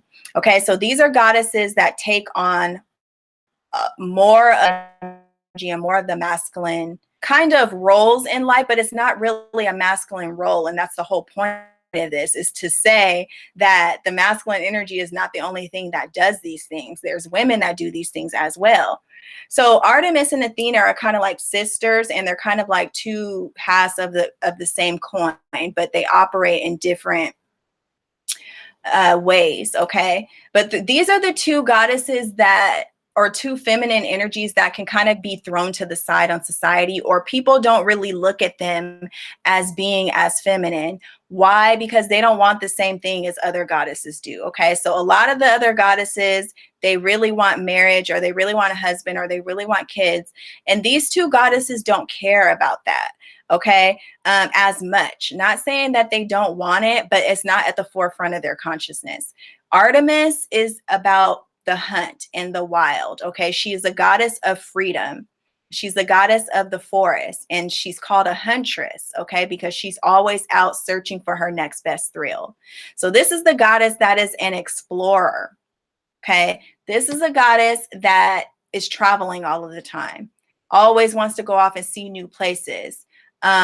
You know, she may get herself into trouble sometimes because she's very curious and she likes trying new things. Okay, so she's off trying to go on her own quest in life. Okay, this is the goddess that's obsessed with the quest. And then you have Athena.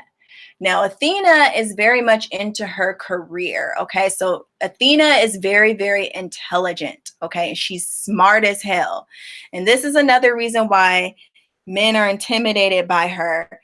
Men are intimidated by both of these goddesses. Okay, they're intimidated by Artemis because you can't tie Artemis down. Okay, you can't tie her down. You can't control her either. Artemis won't be controlled. If you try to control her, she's gonna dip on you. She's gonna disappear. Okay, and then Athena is very much into her career, and she's very intellectual, and she's very smart. So Athena is not the type of woman that you can manipulate. Okay, because she's smarter than you, most likely, and she's very educated, and she's very well read. She's very cultured. She's very traveled, and she cares about humanitarian efforts and making her mark in the world. So most of the time, career and her purpose in the world is going to take center stage before family and husband. Okay, so that's the two with them. I already talked about huntress with Artemis. She's always on the hunt. She's always looking for her next best thrill, like I said. And she really needs a lot of freedom to roam. She can't tell you where she's going to be next week because she don't know. Okay, she's a goddess of the wild, so she has a very wild nature, very uncontrollable nature. This is the typical free-spirited woman, okay, who goes wherever her spirit takes her, goes wherever her spirit calls her. Virginity. Okay, so let's talk about this concept of virginity. All right. Virginity, you know, oh, virginity is when you haven't had sex yet. But no, that's not what virginity meant back in ancient goddess culture. Okay, goddess culture, virginity is a woman that is untouched. She's remained intact. Okay, like meaning that she hasn't lost herself to a relationship. Okay, she's remained whole within herself, meaning that she hasn't given up a part of herself to a man, basically. That's what real virginity means, ladies. So you can be a virgin and having sex with a whole bunch of people. Okay, but it just means they nobody owns you. Like it's a free woman. It's basically what would be called a whore this day if a woman was to go about like really acting like this. She's not into commitment like that. She remains herself, intact within herself. Again, it doesn't mean that she doesn't have relationships. She can have relationships, but she's not losing herself within those relationships. And then protector of animals. Okay, so for the ladies that love animals, okay, especially dogs, because Artemis is very close with the dogs, you may have a very strong Artemis archetype within yourself. Okay, so for Athena, civilization. Okay, so civilization, improving civilization, pushing society. Athena can be a very political goddess too. She can get into politics and what's wrong and what's right, and bringing justice to the world and fighting for a cause, fighting for a need type of thing. Her career, is very only because her career involves really trying to help people. Humanitarian at heart. She genuinely wants to help the world to become a better place. Okay, so her career is very important to her. Again, humanitarian, which I've already talked about. She definitely is that. And then she's also known as the goddess of wisdom. Okay, so again, going back to her just being very, very smart, being very intelligent, being very far-sighted, being able to see into the future and things of that nature, and people just coming to her for advice on things. Okay. Okay, let's talk about their myths. Okay, so let's talk about Artemis's myth first. Okay, Artemis's mother, Leto, was hounded all throughout her pregnancy by jealous goddess Hera. Okay, so basically Hera is Zeus's wife. And basically he was off cheating on her all the time, and so they were married to each other, and Hera would always be getting cheated on. So she was like the crazy obsessed wife that would always try to like fight his mistresses, or was always just trying to catch him cheating, and she was like so obsessed with him, and he was just out philanthroping about doing whatever he wanted to do, right? So he got another woman pregnant, like his side woman, okay, his side. And so, of course, when Hera found out, Hera was trying to find her so she could kill her, basically. So she eventually, she went off to find refuge, okay, because she was pregnant. And it says she eventually found refuge in a nearby island in a secret cave. There she gave birth to Artemis, and then Artemis assisted in giving birth in the birth of her twin brother Apollo. So how crazy, guys. Basically, they're saying that she basically helped. Okay, she came out of her mother and then started to assist her mother with giving birth to her younger brother. Okay, so, or to her twin brother. So that just goes to show you how powerful she is. Okay, it also is showing you the energy of her stepping into a more mature role, okay, than her younger brother Apollo, and also her having to step up and like take on responsibilities from her mom at a very early age, okay, because there was an absent father in the house. Okay, so Artemis is really that energy of women growing up, like if there wasn't a father in the household, and her having to kind of take on that role to kind of help out her mother and kind of becoming like that mature mother energy at a very early age. So basically this is telling you that she grew up fast and that she had to mature fast. Okay. And then let's talk about Athena. So Athena, it says Zeus was worried about a prophecy foretold that his children will be mightier than him. So this should already tell you, like, Zeus was the father of Artemis and Apollo. Okay. And then Zeus is over here having another child as well. Like Zeus was philanthropying around everywhere. Okay. And if you guys take my Mythology 101 class, I'm going to talk about Zeus, because Zeus, basically, he's a Sagittarius man archetype. All right. And we're going to talk about him just as a masculine male archetype, and the Zeus energy of like this man who's married, but he's so powerful and he's so rich. It's basically like a man that's like a multimillionaire or billionaire or something like that. He has so much power. He's not going to be faithful to his wife. He's going to have as many kids as he wants to have because he just feels like he has all this power and he doesn't have to listen to anyone. So stay tuned for that in my Mythology 101 class, because we're going to talk about that. But anyways, so this is talking about the Athena's myth. So it says Zeus was worried about a prophecy foretold that his children will be mightier than him. To stop this from happening, he swallowed Metis, which Metis was his baby mama. Okay, he swallowed Metis but she was already pregnant. So she gave birth inside his body, and Athena was born from his head. Oh my God, you guys, this myth is so, like, basically Athena was born from his head. Like, basically Athena was born to avenge Zeus's ego. Okay, that's why she was born from his head. Okay, so she was born to prove to him a lot of things. For one, he was trying to kill her off because he didn't want her born. Okay, because she was another illegitimate child that he was having. So he tried to stop her birth, but he couldn't stop it. Okay, even though he tried to swallow his baby mama Metis, so that she, I guess, couldn't get pregnant or wouldn't get pregnant, but she was already pregnant when he quote unquote swallowed her. Okay, but this is just showing Athena's power, strength, and willpower and determination, because she was still born even out of that bleak situation, out of the situation that her dad didn't want her. Okay, her dad didn't want her to be here.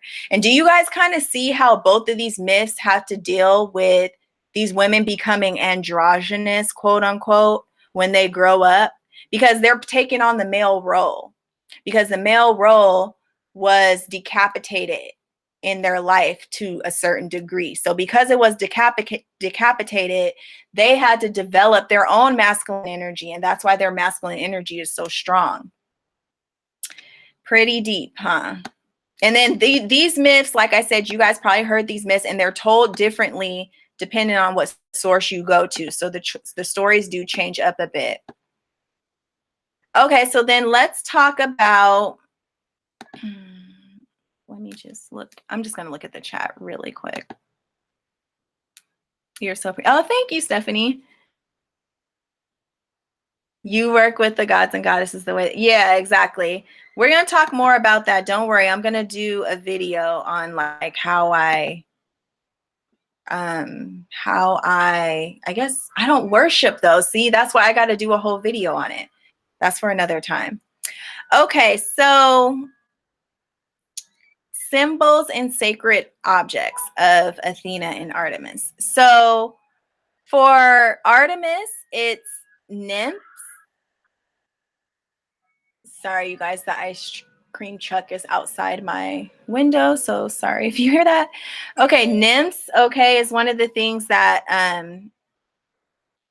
represents Artemis. Her bow and arrow, because she's always on the hunt. She's always looking for the next best thing. This is kind of what makes her quote unquote masculine in a lot of ways, because she's always searching. But I'm also saying this to prove to you guys that it's really not masculine. It really is a part of the feminine energy, but we kind of get shunned. Like when a woman is off traveling the world and discovering herself and being free, what do people always say to her? When are you going to settle down and get married? When are you going to sit down and have some kids?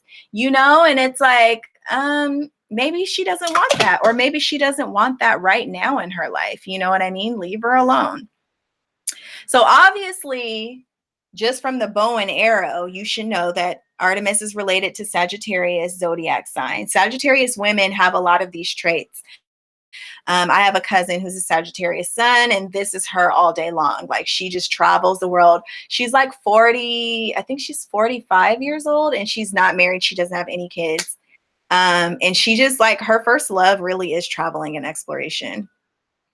Dogs, like I said, were sacred to her, and a lyre. Okay, so that's dealing with music as well. And then for Athena, the owl, of course, because the owl symbolizes wisdom. A shield for protection, protecting herself, protecting her space, protecting her mind, protecting her purpose and her career and what it is that she does, because she's very protective over that. So Libra zodiac sign for Athena, and the reason why is because Athena is really a goddess of justice. She's a goddess of fairness and what's right and what's wrong. So she is a fighter or a warrior goddess as far as fighting for justice and fighting for things to protect humanity, or certain laws, upholding certain laws and making sure that these laws are followed and these laws are true. Okay, the snake, obviously, for instinctual wisdom. And then the Chariot, okay, which represents forward motion, okay, moving forward with things. And she has a very directing type energy about her. She's very directing. She knows exactly what she's doing. She knows exactly where she's going. And actually, she definitely has like a Queen of Swords energy. Athena does for sure. Okay, so let's talk about when we would work with these goddesses. All right.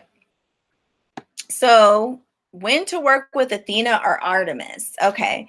When you need to practice independence. Okay. Independent woman. When you're on your independent woman stuff, then you would call upon them. Like say you were in a long-term relationship and the relationship ended and now you have to start your life over again and you don't know how to go about it and you're not used to being alone. It feels weird to be by yourself. This would be the type of time when you would call on both of them. Why? Because Artemis is going to help you to realize that there's a big world out there and there's so much that you haven't explored and there's so much of life that you haven't lived on your own, unattached from anyone.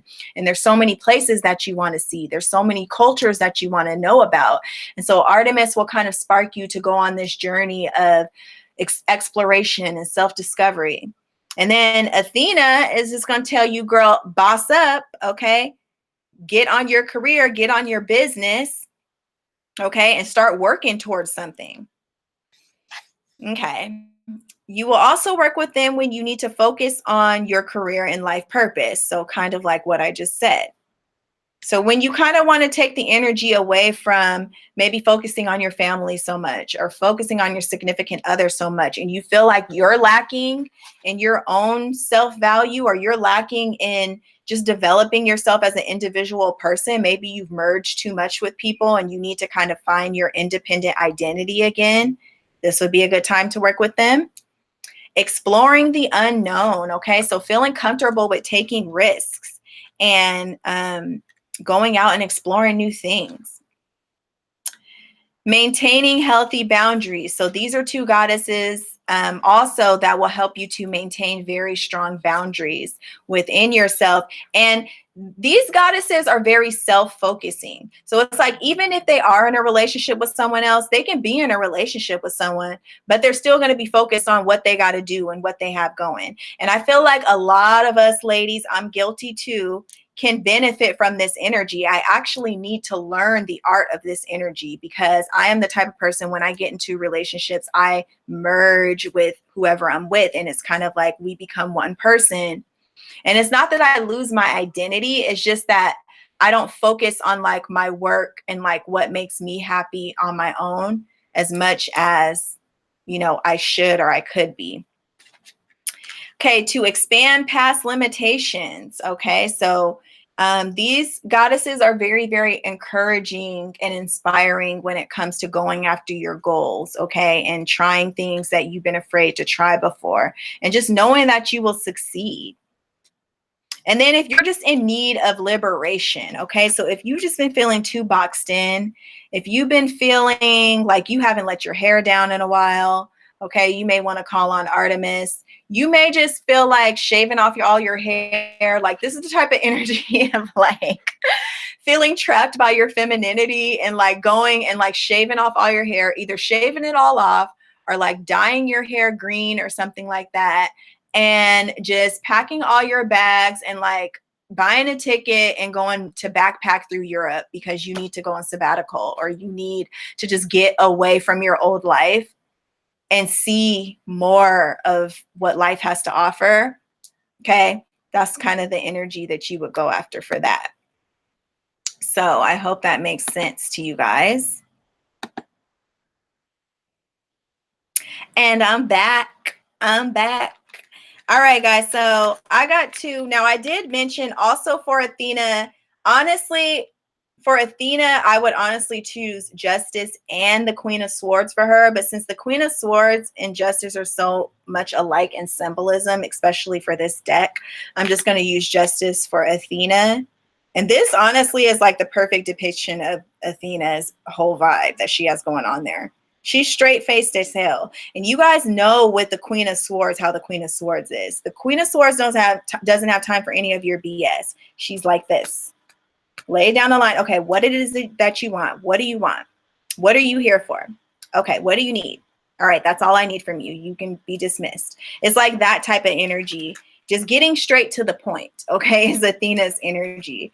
And cutting through the BS. That's how I look at Queen of Swords. I look at Queen of Swords as she has that sword because she's cutting through your BS. She's cutting through your lies. And she's cutting through the nonsense to get straight to the point. Athena is a woman that gets straight to the nitty gritty. And you cannot deceive this woman. You cannot trick her. Okay, she knows what's up. Mentally intelligent. And this is why both Athena and Artemis are very much not promoted in patriarchy. They don't like Athena and Artemis. They don't like Athena, Artemis, and Kali, and all the goddesses that have to deal with that type of energy. Okay, Oya from the Orishas would be someone that they would be very afraid of. Hecate, okay, which is another like destroyer goddess. Hecate. So yeah. And then for Artemis would be the Fool. Okay. And this is just that energy, you guys are just picking up and going. Okay. Look, the dog is right there. They're going on an adventure. They're exploring new things. They're entering new energy, new pathways. Okay. So let's talk about Artemis for a second. I have an excerpt that I want to read about Artemis that is kind of funny. Okay, so it says, Artemis is the boyish girl of the Greek myths. Often she displays more classically masculine traits than her brother Apollo. So they're saying she's more masculine than Apollo. That's why she jumped up out that womb and helped her mom deliver him. She's like his mother instead of his sister. Or his father, rather. Indeed, though often regarded as a lunar deity, Artemis is rooted in logic and action. Her militant independence and uncompromising absorption in sporting activity creates a female prototype unparalleled in other pantheons, and one with strong solar as well as lunar affiliation. So that's what I'm telling you guys about that masculine, feminine energy. She's both solar and lunar energy. Okay. And another thing I want to mention about Artemis, I was going to put it in the picture for you guys, but Artemis actually was a black goddess originally, and so was Athena. There's actually sculptures and pictures of them showing them as dark goddesses, statues of them and everything. So that's very, very interesting. Okay, Artemis is a goddess devoid of introspective capacity. So she's not that introspective. She's not that reflective like her Aset and Oshun counterparts that are very reflective. She chooses rather to mirror the animal world in which she runs free, a domain in which empathy between hunter and hunted would cause dysfunction. Okay, so that means that Artemis, she can run over people. She's very animalistic in nature. Okay, so you guys know Sagittarius women too can be like that. I have a lot of Sagittarian friends. I have a lot of Sagittarian relatives and all of that. So I can definitely see that. And it also says Artemis defies both gender stereotypes. Okay, so she's like masculine and feminine all in one. And the expectations of society as a whole. Relentless in the pursuit of pleasure, the force of her will carries her above the group mind that would categorize, integrate, and neutralize her. She operates alone, strong in her androgyny and eternal youth. Artemis's mental and spiritual growth has been arrested at adolescence. Spiritually, one might even say at pubescence. She is the tomboy teenager who never grew up. So Artemis is a tomboy. Okay, that's that tomboy energy. And they keep saying like she has this very boyish demeanor, but she's just very youthful. Okay, she's like, she never wants to grow up, you know, kind of like Peter Pan syndrome. Okay, but I think that this energy is very good for women. I do, because I feel like sometimes we feel so locked into these feminine roles that we have to play and these feminine roles that we have to be. But ladies, there's an adventurer inside of all of us. There's an adventurer inside of us. There's parts of us that want to, discover things. There's something very exciting with that. Like, I remember when I used to watch movies when I was young, like Indiana Jones and all these adventurous movies. And I was like, I want to do that. I want to go on these crazy adventures where I'm going into the forest and discovering lost treasures. Like, that type of stuff appeals to me. Maybe because my son is in the ninth house. I don't know, but there's just something about exploration and having fun, and being carefree and kind of having like that childlike wandering energy that I think is really, really amazing. So do you guys have any questions? Pretty much, I'm just going to open the questions up just in general, since this is toward the end of the class. If you guys have any questions to ask me about any of the goddesses, any goddesses that I didn't mention that maybe you guys want to work with, you guys want to know more about. I wanted to do Lakshmi, you guys, but I don't have enough time to do her, but she's a wealth goddess. If you guys were in my Creatorship 101 class, I talked like a long time about her, and I'm still going to have that up for purchase too. Okay, it says, I've read a lot about Aset, but never knew she was a Cancer like myself. I'm now rethinking my Harther tattoo. No, Harther, okay. Harther is Aset, okay? Harther and Aset are very much connected. Harthar is a more mature. Harthar is like a grandmother energy. Aset is like a mother energy. Harthar is older than Aset. Hathar is more laid back too. She's like that, like I said, that grandmother energy or that older aunt energy. Okay, that's the difference between those two. So Aset is going to be more of a personal goddess to you. Like, she's like literally your mother. Hathar is even more wise though. And it's like Hathar could really be the mother to Aset, honestly. But they both are very, very similar. Hathar is even more connected with motherhood. She's deeply, deeply connected with motherhood and nurturing qualities, nurturing abilities, 100%. So yeah, Hathar tattoo's cool for Cancer as well. I think Hathar though is connected to Taurus, if I'm correct. Hathar is connected to Taurus. What are your thoughts on Hathar? Okay, yo, I love her. I love her. Actually, you know what? I got something in here about Hathar. What does it say about her?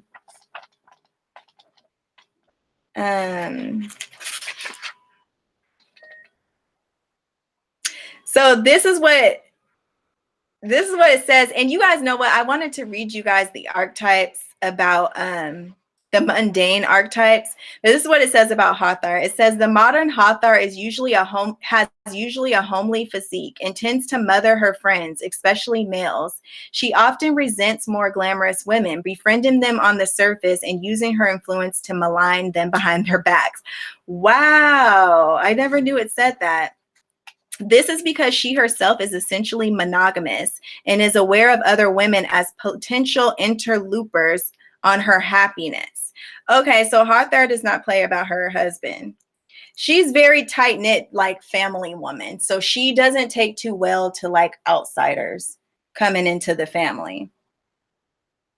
Yes, Het Heru is the love goddess of the Egyptian pantheon. Yes, and I have some oud for her. I like Het Heru a lot. Het Heru is like the Aphrodite of the Egyptian pantheon. Is there a goddess associated with Aquarius? Let's see. Well, Aquarius is the water bearer. Okay, so it would be a goddess having to deal with liberation of some sort. But it would have to be someone that would have to deal with originality and be very like eccentric. Who would be so? I don't know, honestly. I mean, I know there's someone. I would say Kali only for the liberation part, but Kali's not really an Aquarian goddess. Aquarian goddess is all about pushing things forward and being an innovator. We need to create a new goddess for Aquarius because Aquarius is just too new. Is there a goddess for the planet energy of Jupiter? Yes, that would be Artemis. because she's all about exploration. But Jupiter is kind of like a wise woman energy as well. It's like Jupiter is kind of like a grandmother energy too. It's like a wisdom, but she's like the funny grandmother, like the fun grandmother energy. Saturn's energy would more be like the stern grandmother. I think Jupiter would also be associated with Lakshmi as well, because Lakshmi gives blessings to people. She grants huge blessings for people. She opens people's lives up. She takes your life to the next level. She's very benefic in nature. So Saturn is definitely Kali, Hecate. I would say Oya is more Scorpio energy, I would say. But any of like the elder dark goddesses is definitely Saturn's energy. Saturn's energy is like a great grandmother energy. Not easy to approach because you guys know grandmothers, how they tell you like it is, and they're no nonsense about a lot of stuff. Well, the stern grandmothers. Bastet, yes, I know. You guys, really, I should do like another one where I can discuss like all the goddesses I didn't discuss here because there's just so many. But yes, I really love Bastet, or I call her Bast. And I love her as well. I started connecting with her like a year ago, actually, because I was seeing black cats a lot. And it was funny because every time I would see a black cat, instead of something bad happening, something good would happen. And then I started researching her, and I feel like her energy was trying to come into my life. I really need to reflect more on her. Yeah, Catwoman was good. Can you work with more than one goddess at the same time? Of course. Work with as many as you want. I mean, don't work with too many so that you become confused, or I really want you to focus on one at a time until you master that energy. Once you master that energy, then move on to others. Because with you working with the goddesses, it's like you're building your life. It's like a literal structure, because these goddesses represent different areas of your life.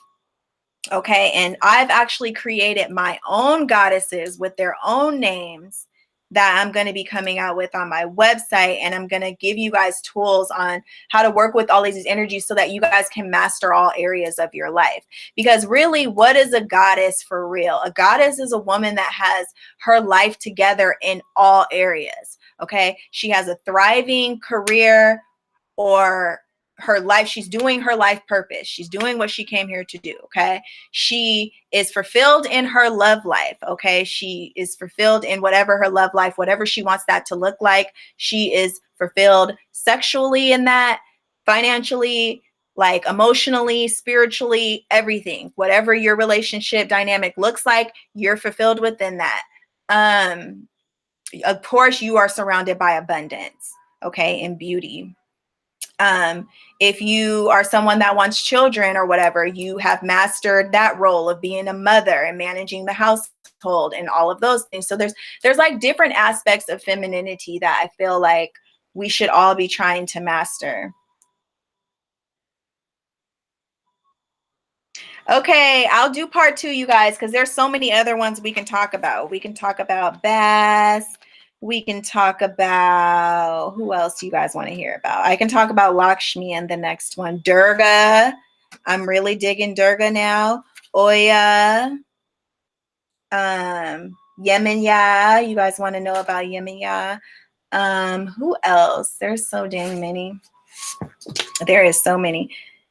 Do these goddess energies come into your life or situations, or do you have to call on it? So there's actually another book that I have, you guys, which actually tells you whatever traumas you're going in your life is actually a goddess energy trying to come into your life. Like literally, that's what the crisis is for you to recognize this new role that you're supposed to be stepping into. So it's really, really deep, you guys. Like they say, like when you first get pregnant with your first child, it's like a transition into the mother goddess energy, because you can't be in the mother goddess energy really until, well, you can, but you're not really going to understand it fully until you have your own child. Jupiter is my soul planet. Yeah, I'll do Ishtar and Kuan Yin for sure. Jupiter is my soul planet. So would Artemis or Lakshmi be my energy then? Yes, but it would depend upon your total energy in your entire natal chart. Did I do a natal chart reading on you? We would have to find out your dominant energy. But, and you said Jupiter's your soul planet. How did you find that out? Or is it your sun? Is Sag your sun sign? Couple years ago then. Sekhmet's energy. Okay, like another way you could tell if Sekhmet's trying to get your attention is cats. Okay, so yeah, like cats, like maybe like orange cats, or you see anything that has to deal with like fire energy. So yeah, like orange cats or something. Say you're seeing orange cats, a lot of them, to the point where it's like coincidences happening, then that could be like a symbol. And then of course with bass, like I was seeing the black cats. My natal chart readings are $70, but I'm going to be having a sale soon if that's a little too much for you. I'm going to be having a sale soon, probably like within the next 2 weeks, probably. But don't mark my words on the exact date because I'm not sure. But yeah, $70. It's well worth it. It's like an hour long. So it's a lot of information, and it's pre-recorded, so you can go back and listen to it over and over again. Okay, so it's been really changing people's lives. So everybody in here better have a natal chart analysis, okay? Because you got to get that. That's first things first. Okay, guys, so do you guys have any other questions? It's 6:19 now. That time went by fast, guys. The time went by fast.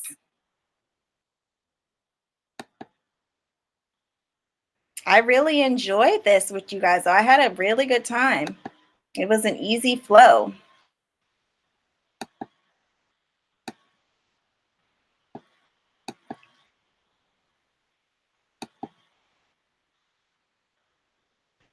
Okay, guys, so I'm going to go ahead and close things up. Thank you guys for coming and participating. We're going to continue this. I'm having Mythology 101 is going to be my next class. And then I want to do God archetypes. So if any of you guys are interested in God archetypes, I'm going to do that one. And then we'll have to get together again to do Goddess archetypes part 2. You are very welcome. Oh, you had one by me? You have Athena. Yes, very strong goddess. Right on. Thank you guys for showing up. I appreciate you guys so much. Yes, working with goddesses will increase your feminine energy. I'm going to do a video about working with goddesses, guys, so you guys can get more in depth about my story and all this stuff. Want to make sure you guys are doing the right things. Okay, and then look out for those emails that I'm going to send you guys for the rituals, okay? All right, guys. So I will be talking to you guys soon. Bye.